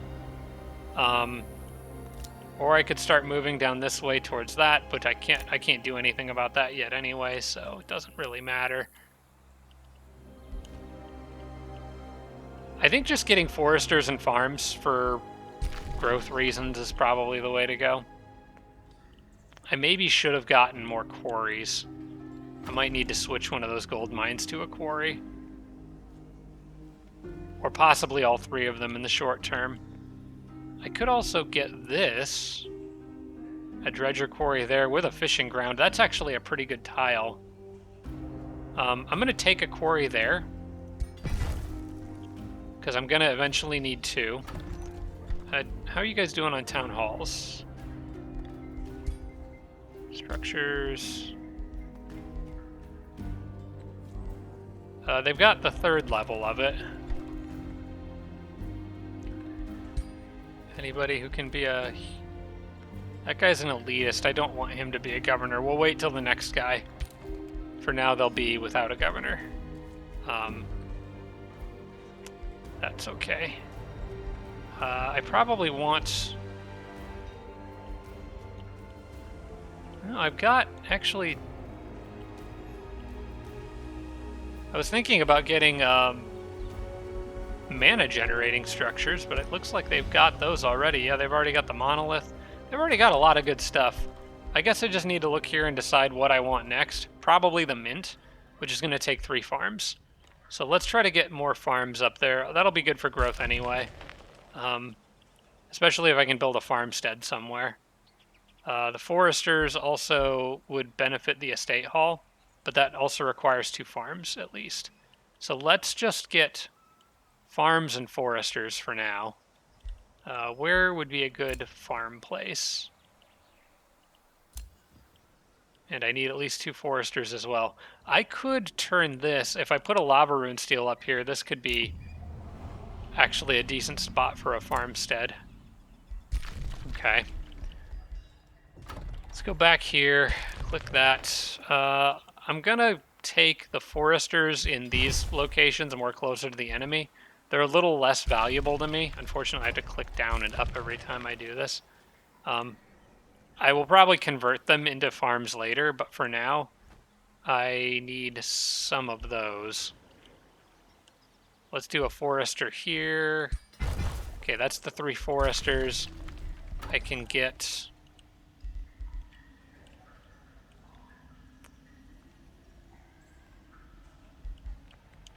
Yeah, I'm gonna stick up top for now.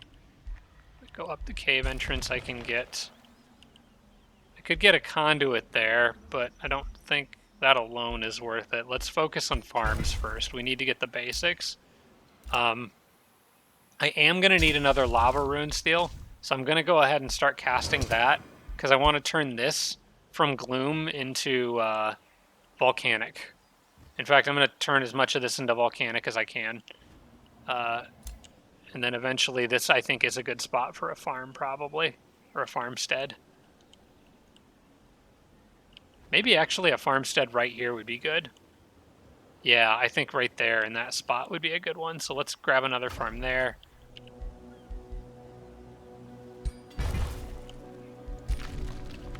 Can you still get more? You can.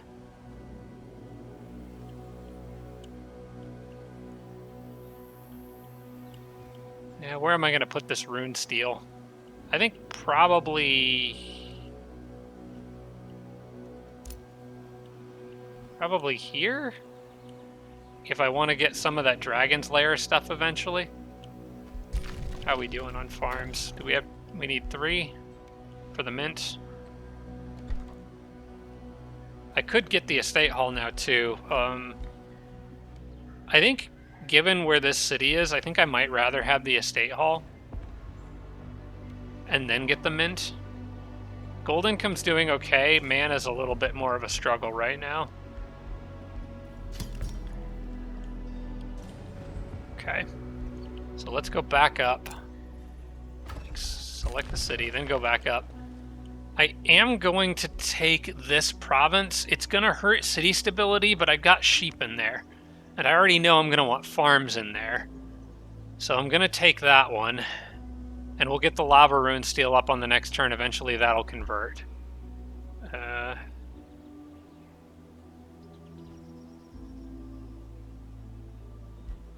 am rapidly making these guys unhappy. But I think I'm just going to have to suffer through it for now, because I want to get the tiles that I need. Okay, I can't reach any further out there, but that's okay. I've got a good farm trio here that I can make even a little better by another farm over here later.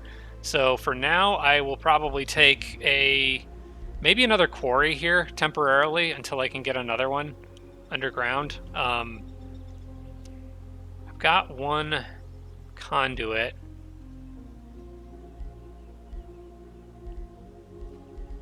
Yeah, I think a quarry for now is probably fine. I could also do the Empire upgrade that lets my cities reach further and actually get the farm province that I really want. And I'm not sure how many expansions I have left on this. I also kind of wanted to get this tile when it becomes available, but that'll be 3 turns until my teleporter's done dismantling anyway, so I think I can wait on that. I need to clear those guys off the fish, and then I'll grow a little faster.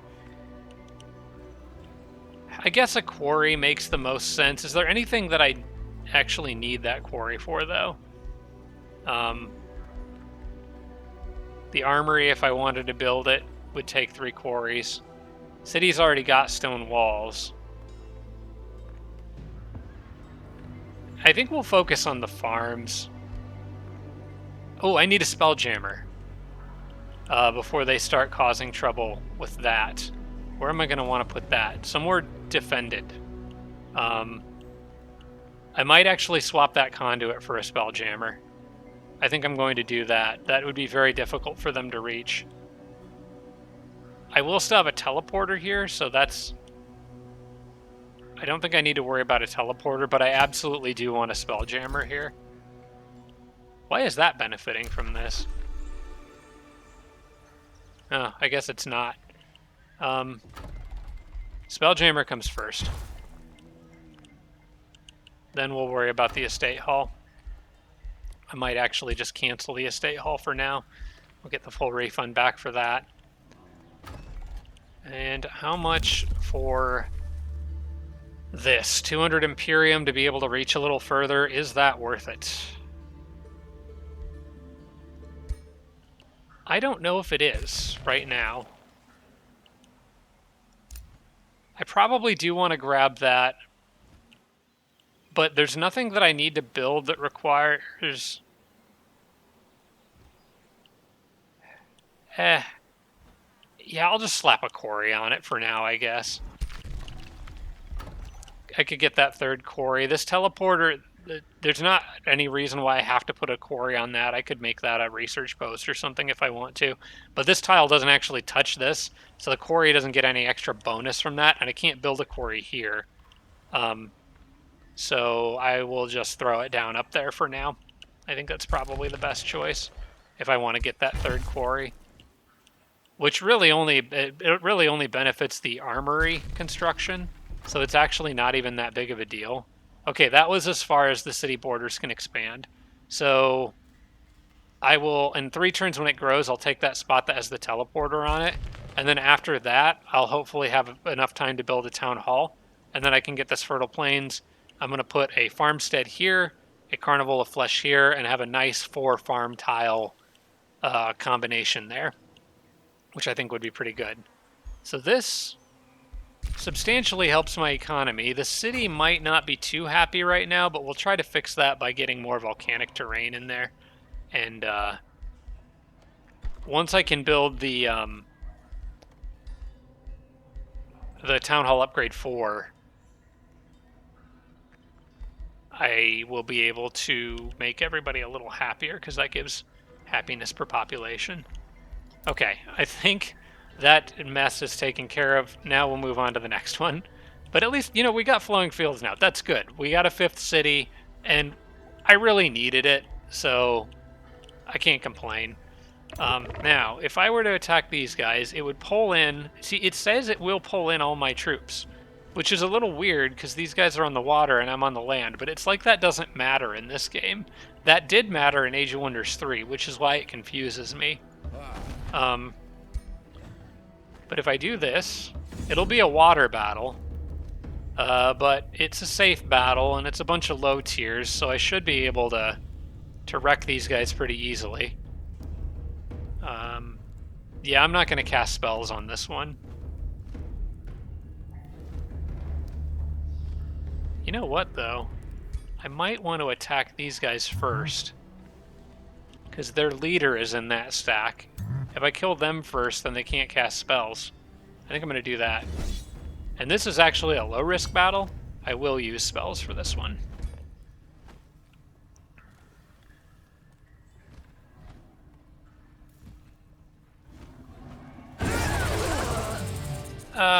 We can do better. We don't need to lose stuff out here. All right, let's get a nice big combat in for this episode.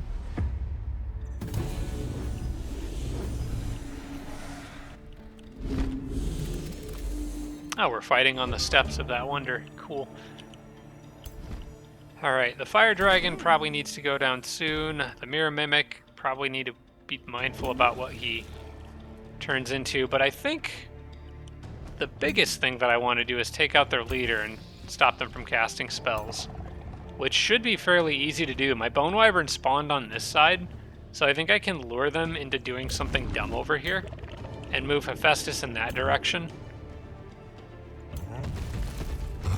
We'll link up with him with the warding bond and position over here to try to do a bunch of damage real fast, which fortunately is what Hephaestus is good at. Why don't you link up with him? You take a flank out to the side. I want you here kind of guarding him with your magic wards. And then everybody kind of slides up this way, I think.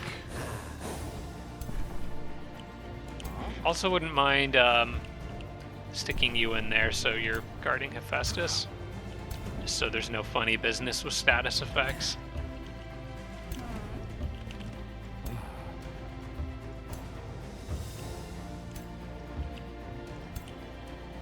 These guys are getting a little separated down here. May need to keep an eye on them, but I think if I hit this spot hard enough up here, I can take that leader out pretty quickly and then not have to worry about him.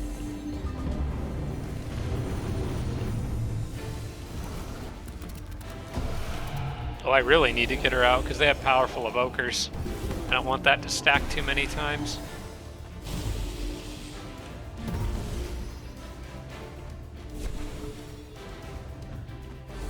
Oh good, she moved up and actually did an attack. They seem to really want to kill that knight, and that's fine with me. Hephaestus, if you got to her, how much damage would you do? She only has 2 defense and 80 health. I think she would just die. Alright, if I can get this guy out of my way, who admittedly is a little bit of a problem, it's kind of a tank.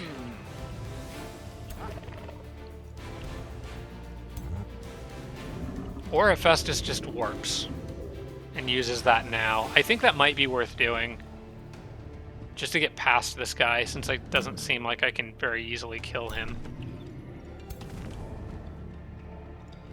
And then maybe I can take out another hero before they can close that distance. Might be able to. Hey.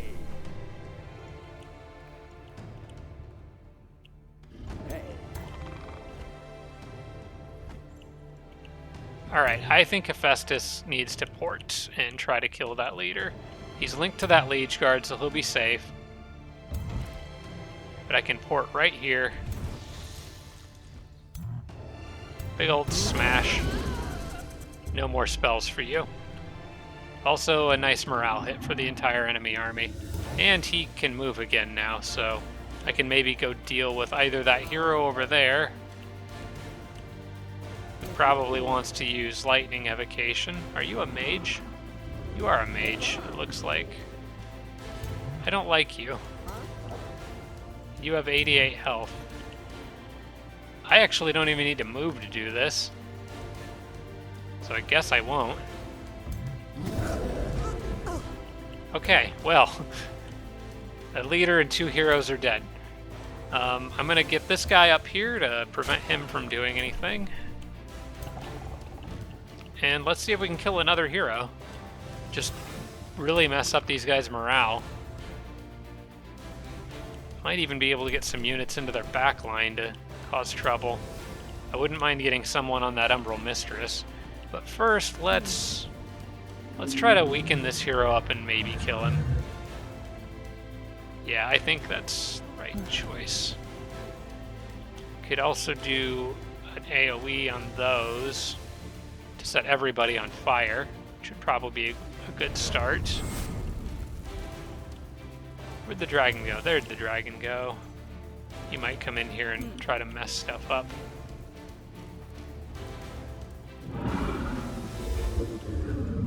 I want to make sure he dies. I'm not sure. Okay, let's set him. Let's do this. He's already on fire, but I wanted to inflict a little more burning. And then if the knight charges in,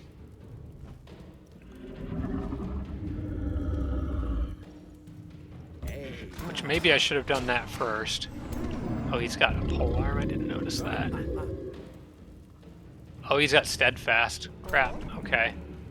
Well, he's not going to do too much damage to the knight, so it's probably fine. I just need to guard that knight with some other friendlies. So we'll do this, kind of make a wall here with that defender sitting behind it, or that ritualist or support unit sitting behind it. I want to move you up here. This guy can't move. I'm just going to move over here and heal him. And I'm going to move here and maybe curse this guy.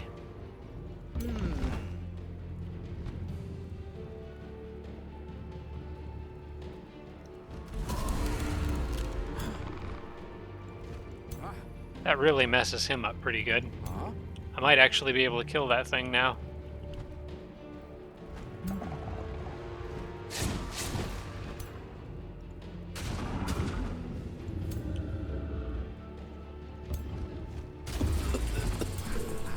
Ooh, morale is really not looking good on their side now. I do like you defending there, so stay there. I need to keep that dragon off the mage if I can, so we'll put the shield guys in front. Archer can move... Actually, Archer can probably just do a long-range shot on somebody. Maybe that group there. That should make sure that he dies from burning on his next turn.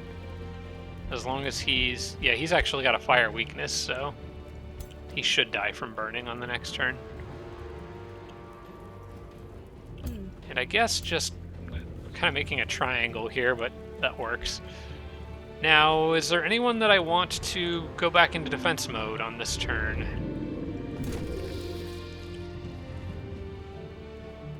Because I'm thinking about doing hold the line. I think this group right here. Wait, did I already? I should have done his. I should have had him attack somebody. I can have him attack, I guess. We'll just do hold the line on them. It kind of protects the knight a little bit. And the archer there can take a shot. Nice. Okay. No more fulmination for them. Their boss died.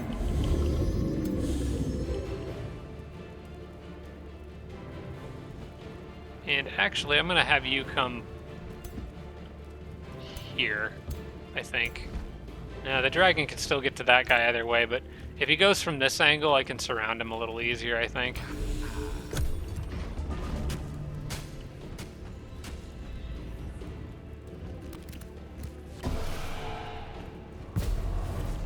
Okay, you went nuts. This is normal.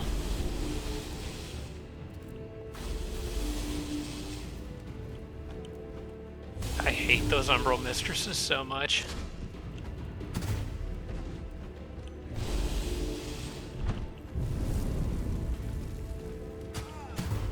Yeah, enjoy setting me on fire while it lasts. It won't last forever. Alright, can I get to that Umbral Mistress? I can if I power through and kill that thing. Can I do that?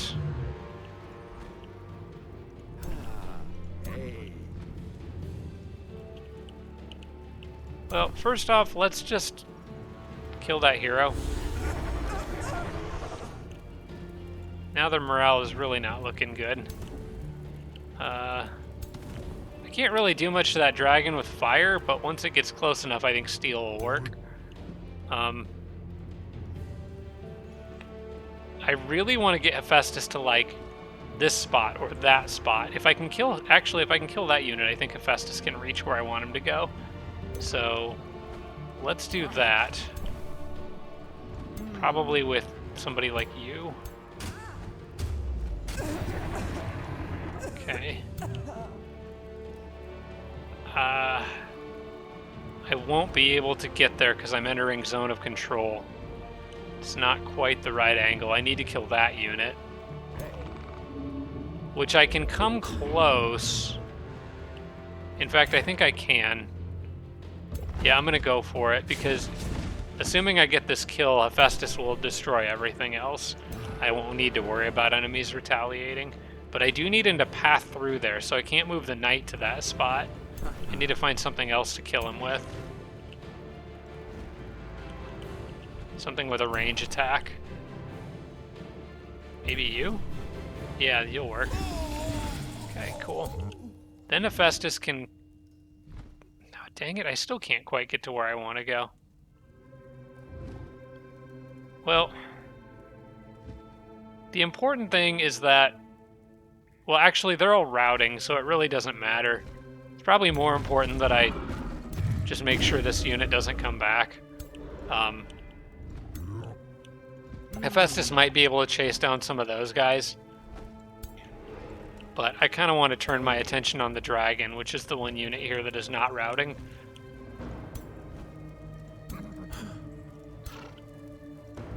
Need you out of the way. I would like to surround that dragon before it gets to my back line, but I don't know that I can. I think I'm just going to shoot it a bunch of times and hope something good happens.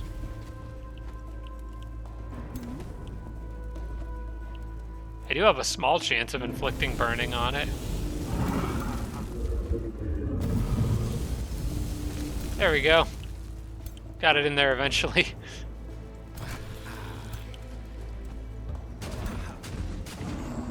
Let's just kill as many of these guys as I can before they have a chance to retreat, I guess.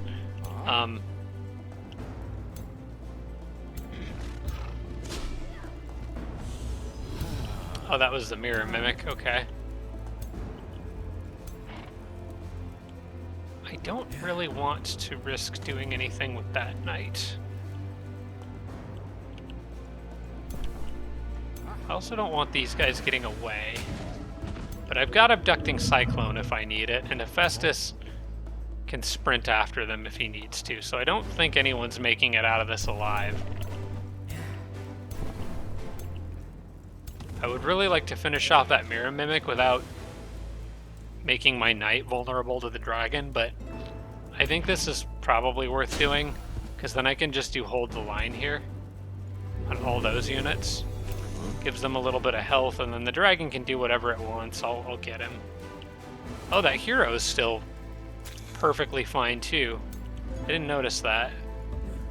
I'm just going to stand here to force him to move.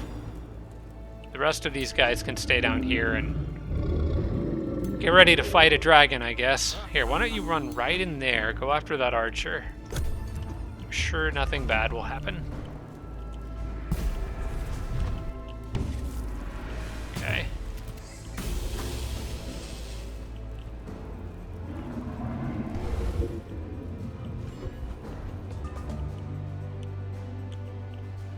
Well, this guy might get away, unfortunately. I would really like to kill that Spellbreaker, but probably more important to make sure that...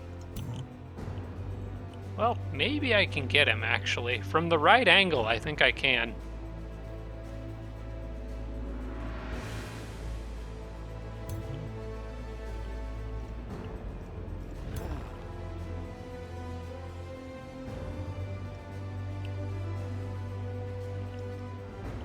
What can you do? You've got Awaken Earth. which I haven't been using, and I probably should be. Is that enough to kill? Not quite. I need just a little more damage on him. I think I can move quick.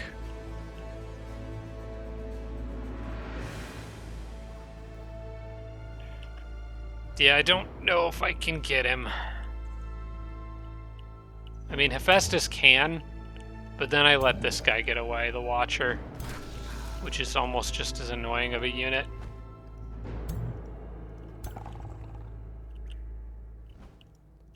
I guess this is where Abducting Cyclone comes in, though. Actually, yeah, I'm just going to use that. So if Hephaestus goes here, and then I sprint, I can reach that guy, so that's what I'm going to do.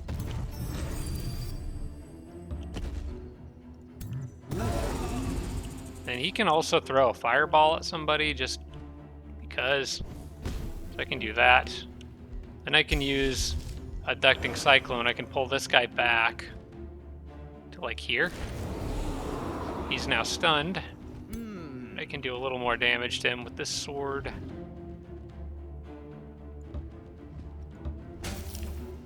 And since he's stunned for a turn, I don't have to worry about him. I'm going to go after this one, so they can't get away. I'm going to probably kill her with... I need to go after that dragon before it actually does a lot of damage to these archers. Getting good sundered defense on it. This knight can't quite reach it. Well, he's going to hit these archers, but I guess that's okay.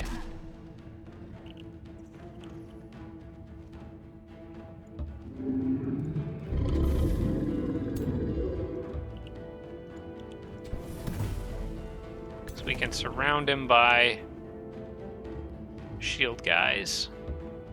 And that should be enough. Just keep hitting him.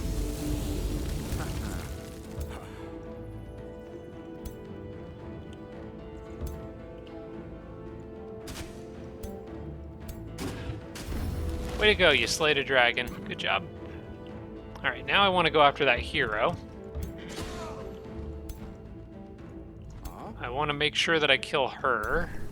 I'm going to do that with them, but I'm going to patch them up first.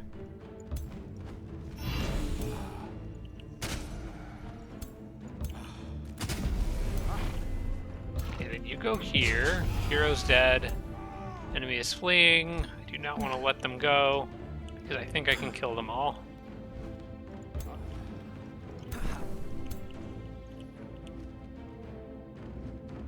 And I don't even want to give them a chance to run away. Especially since those are some tier 3s. I am really not happy that they are building dragons already. That's supposed to be Tridale's thing. Do you have a teleport again? You do. Did you think you were going somewhere, sir? You were not. Okay, everybody died. Good stuff. Sphere of the Steppe. Another tier 4 magic item with extra range. That's actually, that's actually pretty good. I might need to take that. Unless I took extra range on my own. I need to see if that's good for my mage.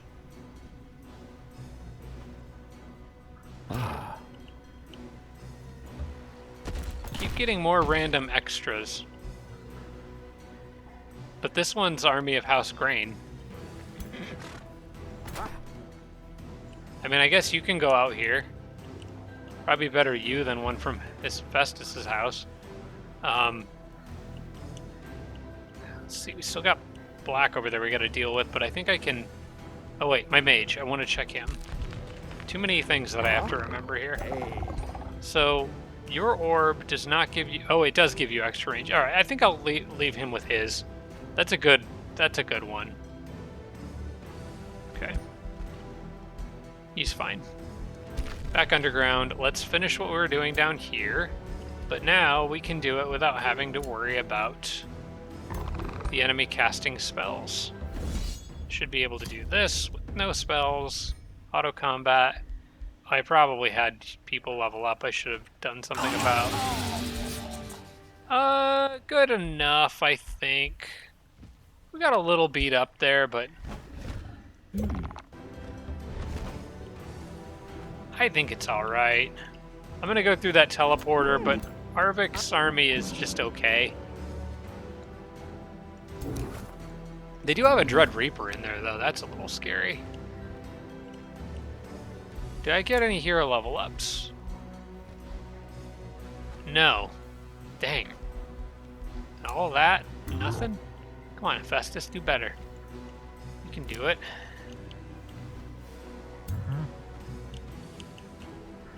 Alright, well, I guess we kind of have to go here next, so that's what we're doing. I did just notice something that I need to take care of.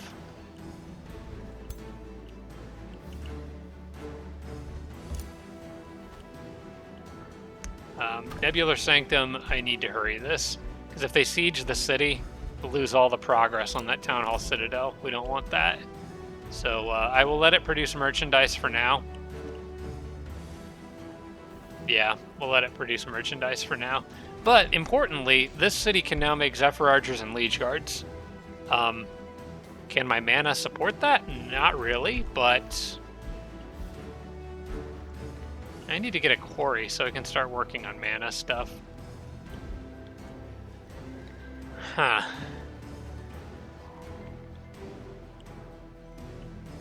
Okay. Thinking about just making one. The question is, will these guys siege the city? Will they attack Hephaestus, or will they run away? I don't really know. If they siege the city, then I'm throwing away 80 gold if I try to build that now. How much does that need? It needs 2 quarries. I think I need to just build that and not wait for the 2 quarries. I'm going to go ahead and start it. I've got enough gold at the moment. I can actually spare on some stuff like that. I might be able to even start hurrying some buildings here, which would be really nice. Might try building one out here too. There's no way I'm going to get a quarry out there anytime soon to make that, so we will try that, especially since this city now has some friendly defenders that I think are going to absolutely smoke those guys. Let's go ahead and see if we can slip another building into each of those 2 cities. One that generates some mana would be really helpful. Okay. Available to recruit. Withdrawn to Astral Void. Have been collected. Have been captured. Collected. I think we can just turn that all off. Utopia sent a war party. Negotiation succeeded. Where was that at? Active integration. Okay, that was what I did with Flowing Fields. My domain has been invaded. I am aware of this. Infestation sending invading forces. That's nothing new. War party is nothing new. King Realm produced a Liege Guard. That is something new. Keep clicking on the wrong thing. Do I have time to fight Logar today? I think I probably do. Hey, those units I ordered for them finally showed up. Including a Liege Guard that looks like he's been... Okay, that's actually just deeply disturbing. I'm going to close that. Pretend I didn't see anything. I think we got this guy. I think we can smoke this guy in auto combat, honestly. Let's do it. Although, let's do it with these guys, because they have a bit more movement. I did manage to save that teleporter too, so that's good. Which means these guys have some flexibility about what they do after this.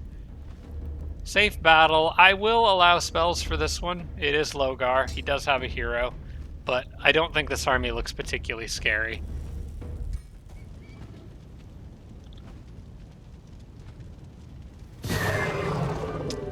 was scarier than I anticipated, apparently. Well, if you want something done right, I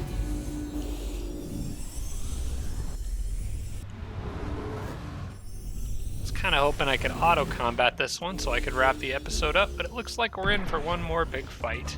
This is going to be a long episode. Alright, so what's the main threats here? The dragons I underestimated last time. They've got weak units on this side that are begging to get killed quickly. They seem to be charging. I think I might get the spider matriarch out now. And just go try to mess up a group of them. Yeah, like these guys right here. If I could freeze them. I froze one of them. Fortunately, I froze the most annoying one, so that works. The archer here can... That's a guaranteed hit on the mistling. I'm actually going to take that. Unless I want to try to... If I take the Aspirant Knight out there, I could kill it, but that risks losing the Aspirant Knight. Don't think I want to do that. I think I'll play it safer. If I run this mage up here, can he kill that? No, he can't. Okay, didn't think so.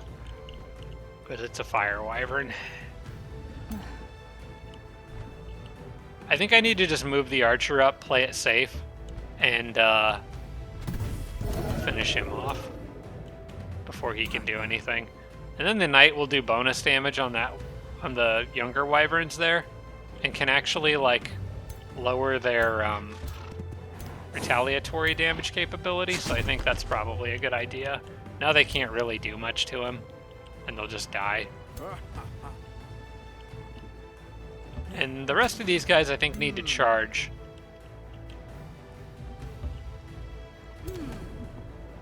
Yeah. Let's just charge. Try to get a little burning on him. There we go. That works.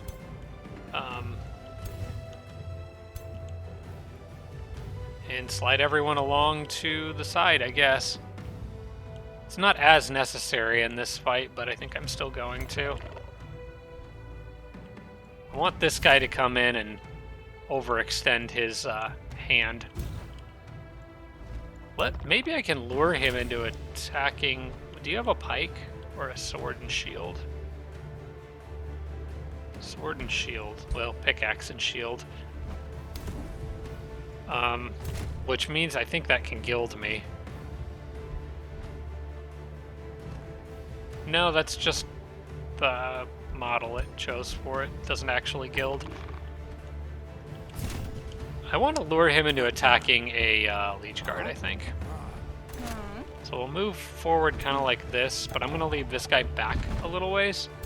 Move him up here, guard like that. Put you there. And then all of these guys can just run this direction. Actually, I would rather have you more like here. Once these Aspirant Knights evolve, things are going to get a little easier for these groups.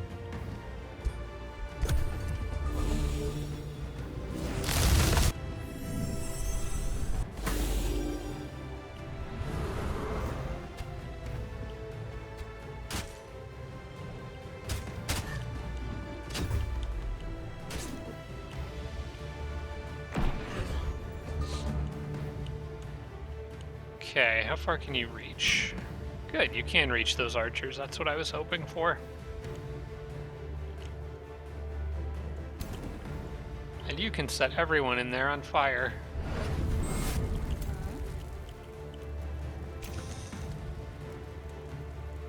I want to try to lower that Mistling's damage output, I think. So I might attack it with the spider. And I might also hit it with an immolate. That really doesn't do a whole lot of extra damage, but I guess it's enough. Alright, now I need to deal with this thing that's pestering my archer. You can handle that. Okay, it slips away, but that actually doesn't matter, because I can just move here and shoot it again. Now, with how low this guy's health is, I'm probably safe to move up with him and be a little more aggressive. I am going to try to put more damage in on that Mistling. Yeah, I think going after those archers with this guy is worth it now. The Berserker might go after him and do a decent amount of damage, but he's going to take a hit from my spider if he tries to. Okay, you're next. I want that hero to die on this turn, I think. I should be able to get that. Alright, how you doing, mage? Could use channel power and fry a couple dragons. One of them's a fire dragon, though, so it's not going to care that much. Let's focus on the hero first.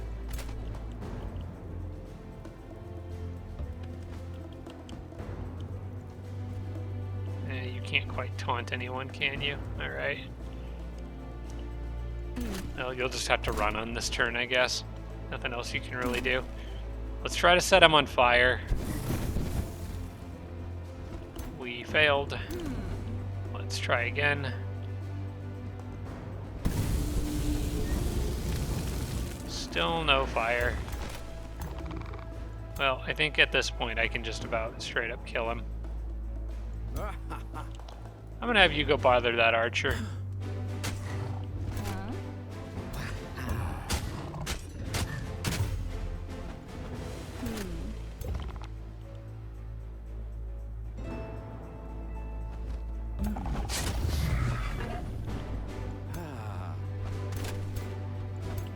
I guess you can go here and defend the hero. And these guys are going to be all over that mage if I don't do something about them soon. I might want to just back this whole army off, I think. Yeah, I'm going to back them off. We'll use the liege guards to make a wall around these other units here. And then I can use this house to kind of help defend. And keep the mage behind the melee. One of those dragons might be able to reach the mage, but I can kind of block it with my Aspirant Knight. I think I'm going to do that. Yeah, that's a good time to make a retreat, I think. Okay, who's left? Mostly just guys down here. Oh, you're down there. Oh, get over here. Okay. I think I'm good.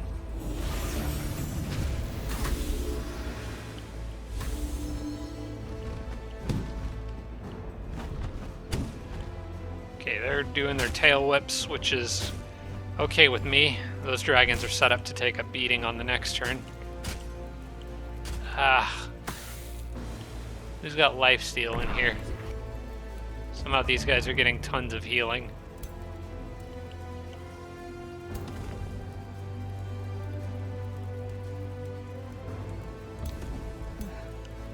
This looks like a good spot for Zephyr Shot now.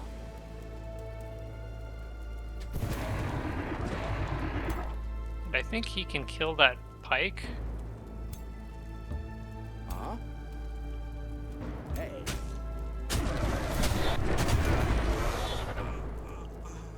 Alright, we're starting to hurt their morale. Now I'm pretty sure I can start messing this guy up. I'm gonna try to sunder his defense a bunch. That'll make those arrows do more damage.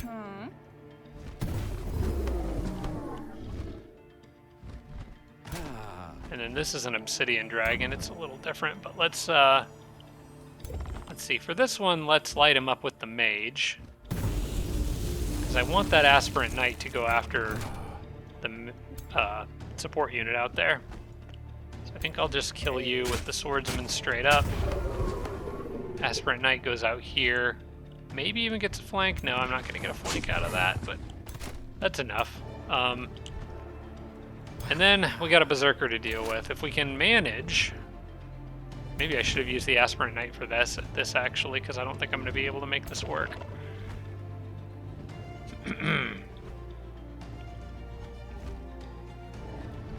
Because he is a charge attacker, but I could maybe try to get behind him and do a nice bit of bonus damage. I did get a stack of burning, so that's good. That will trigger Berserker's Rage. But is there anything I can do to him that won't? I do have Execute.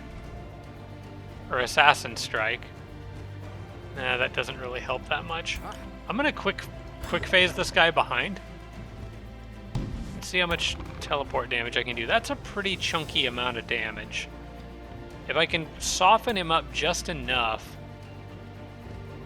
without triggering Berserker.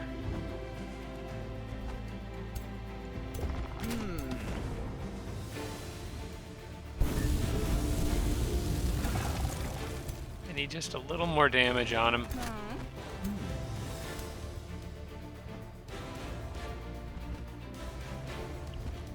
I don't think I can get it. I think everybody's does just a little bit too much.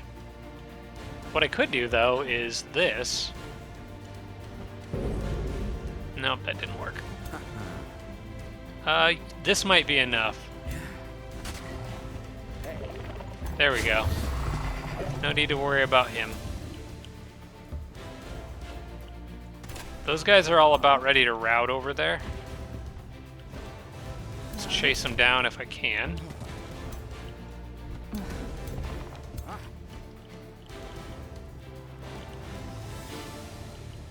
And maybe set somebody on fire. Can the spider do anything? It can. It'll die, though.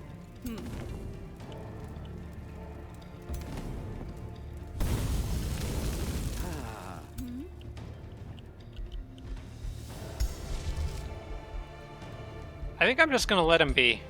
They have such low morale that they're likely to fumble attacks and stuff. But I don't know if I actually want them to run yet. So...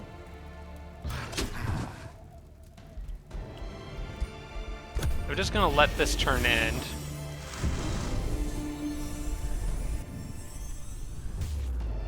They're putting fortune on their units, but I don't think it really helps to improve their crit chance when it's getting so low.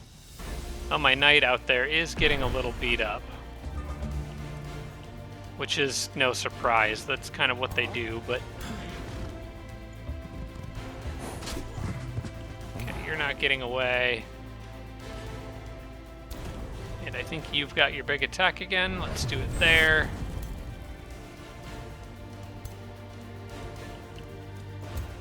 Okay, they're about ready to rout now.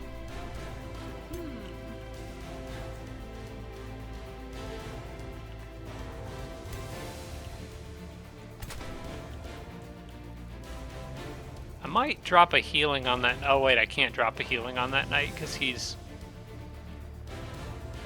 a bit too beat up. He's got decaying on him, so I can't really help him. You can get a big hit on that Berserker if I can soften him up a little more.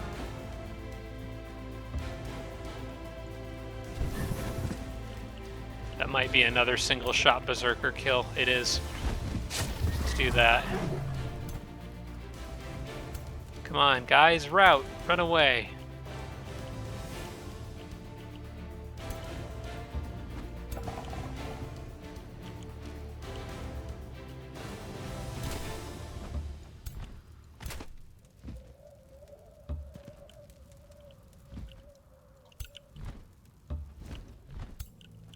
Kind of just want to stop them from taking pot shots at me more than anything as they back off.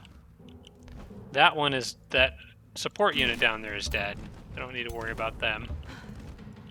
All these guys can run up this way.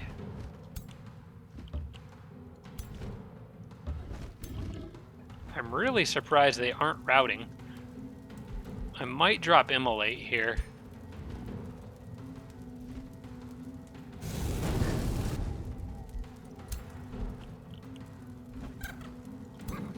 And I'm going to back this guy off.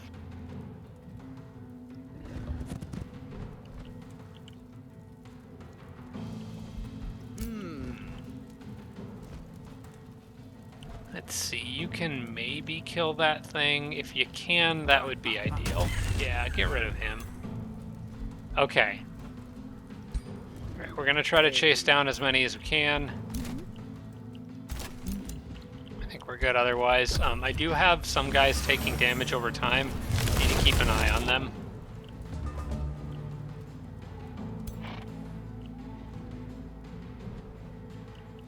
Ooh.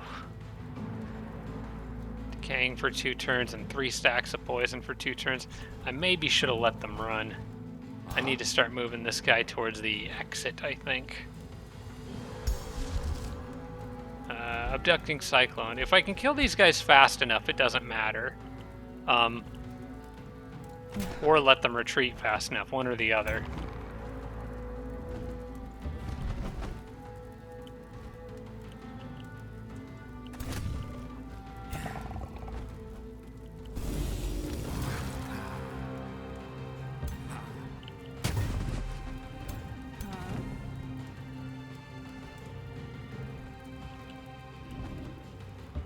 Maybe I should have left that knight out here. He could actually be helpful right now. They're not going to attack me anyway, so I may as well. No point in running him away. I think I gotta just go for it here.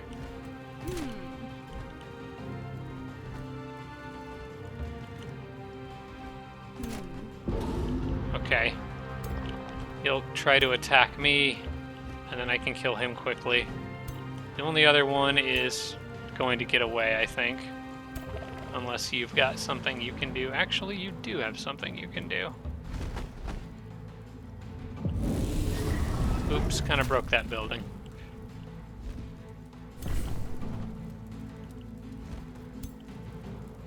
I think the knight will survive for 1 more turn. Yeah, he should.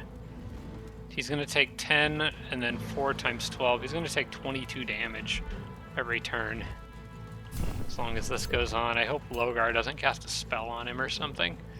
Don't really think it's worth stepping that guy over the fire terrain. This thing needs to die.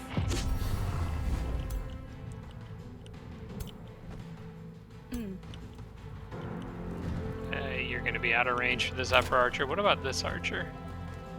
If I get lucky shots, maybe. That was a lucky shot. Wow, that was 2 lucky shots.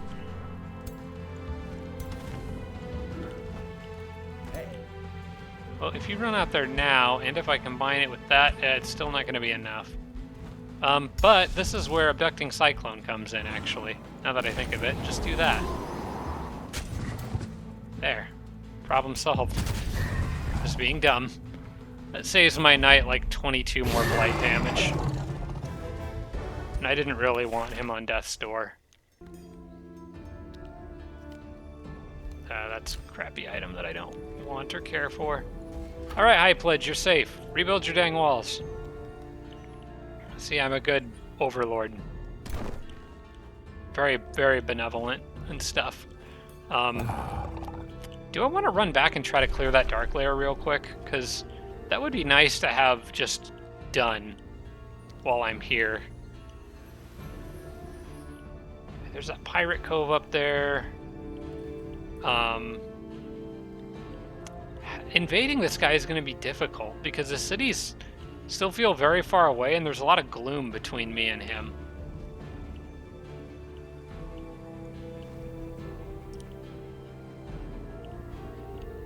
Feels weird having all this territory up here in my domain, but I'm happy for it.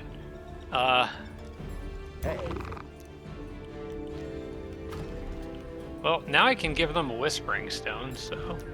Or maybe I can't. Yeah, I can't because I have to wait until a new heir comes. That's fine. They'll probably bring another army with them. And they've still... good to see my Rally of Leech units still came through, so we're good there. I guess I probably should go back and try to clear that dark layer real quick. Yeah, why not? This might be one of the only chances I have to do it, so may as well. And it should be pretty easy to do. Also, how's those guys doing in a mage army? That guy's about to level up. I think I have another aspirant knight in here somewhere. That aspirant knight actually needs to go with the mage. He's closer to leveling up than this one is. So I'm going to swap them out.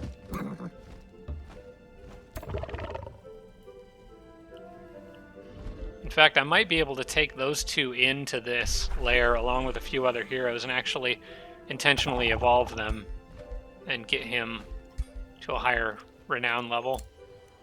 More remains collected. Tridale produced an aspirant knight. Cool. We're getting quite a few more of these. I'll send him out here too. I might need to go easy on the unit production for a little bit. I feel like I might be getting a little carried away, but at least I'll have stuff ready for whenever the next governor comes in. Nebular Sanctum got the Town Hall upgrade. That's pretty big. Kingerholm can annex another province. Do I want to do this now? Or do I want to wait until I can go after that, go topside and go after that other stuff that I wanted up there?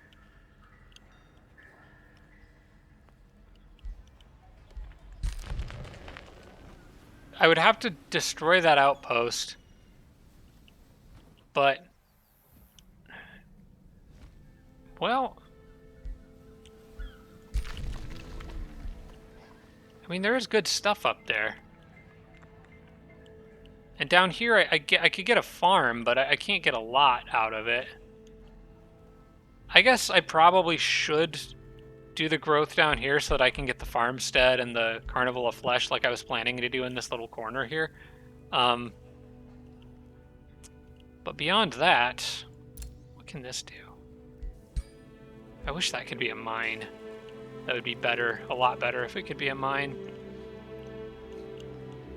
I don't know. What's the bonus that this thing gives? Dark Lair. Counts as a quarry, plus 2 mana per quarry in city domain. That's good. I think I want to clear that. I'm going to wait on the expansion for this city and just come up the top here and get the Dark Lair. I think that's probably better, just to get those 2 tiles actually in that city's borders. Now that I have a different outpost and secondary fort out here, there's not a lot else that I want out here. I mean, this thing off the coast might be nice right there, but for the most part, I think I just want these 2 tiles up here. It's more Imperium income, more mana for my quarries. Seems like a win-win-win. All right. And then you are still just sitting by yourself in my capital. This one poor orc, or no, halfling, I guess. I thought that was an orc. Nobody wants to hang out with him. I am going to send this guy through the teleporter to meet up with those groups, which is where I intended for him to go. The archer is a spare. She can just go hang out with him, so he has a friend. And I guess you guys can come back over here and be on, like, extra guard duty. Having this couple guys up there, it's kind of been mildly handy. And I can also get this guy out here now, which actually isn't a huge deal other than the fact that he could replace something from Hephaestus when the time comes.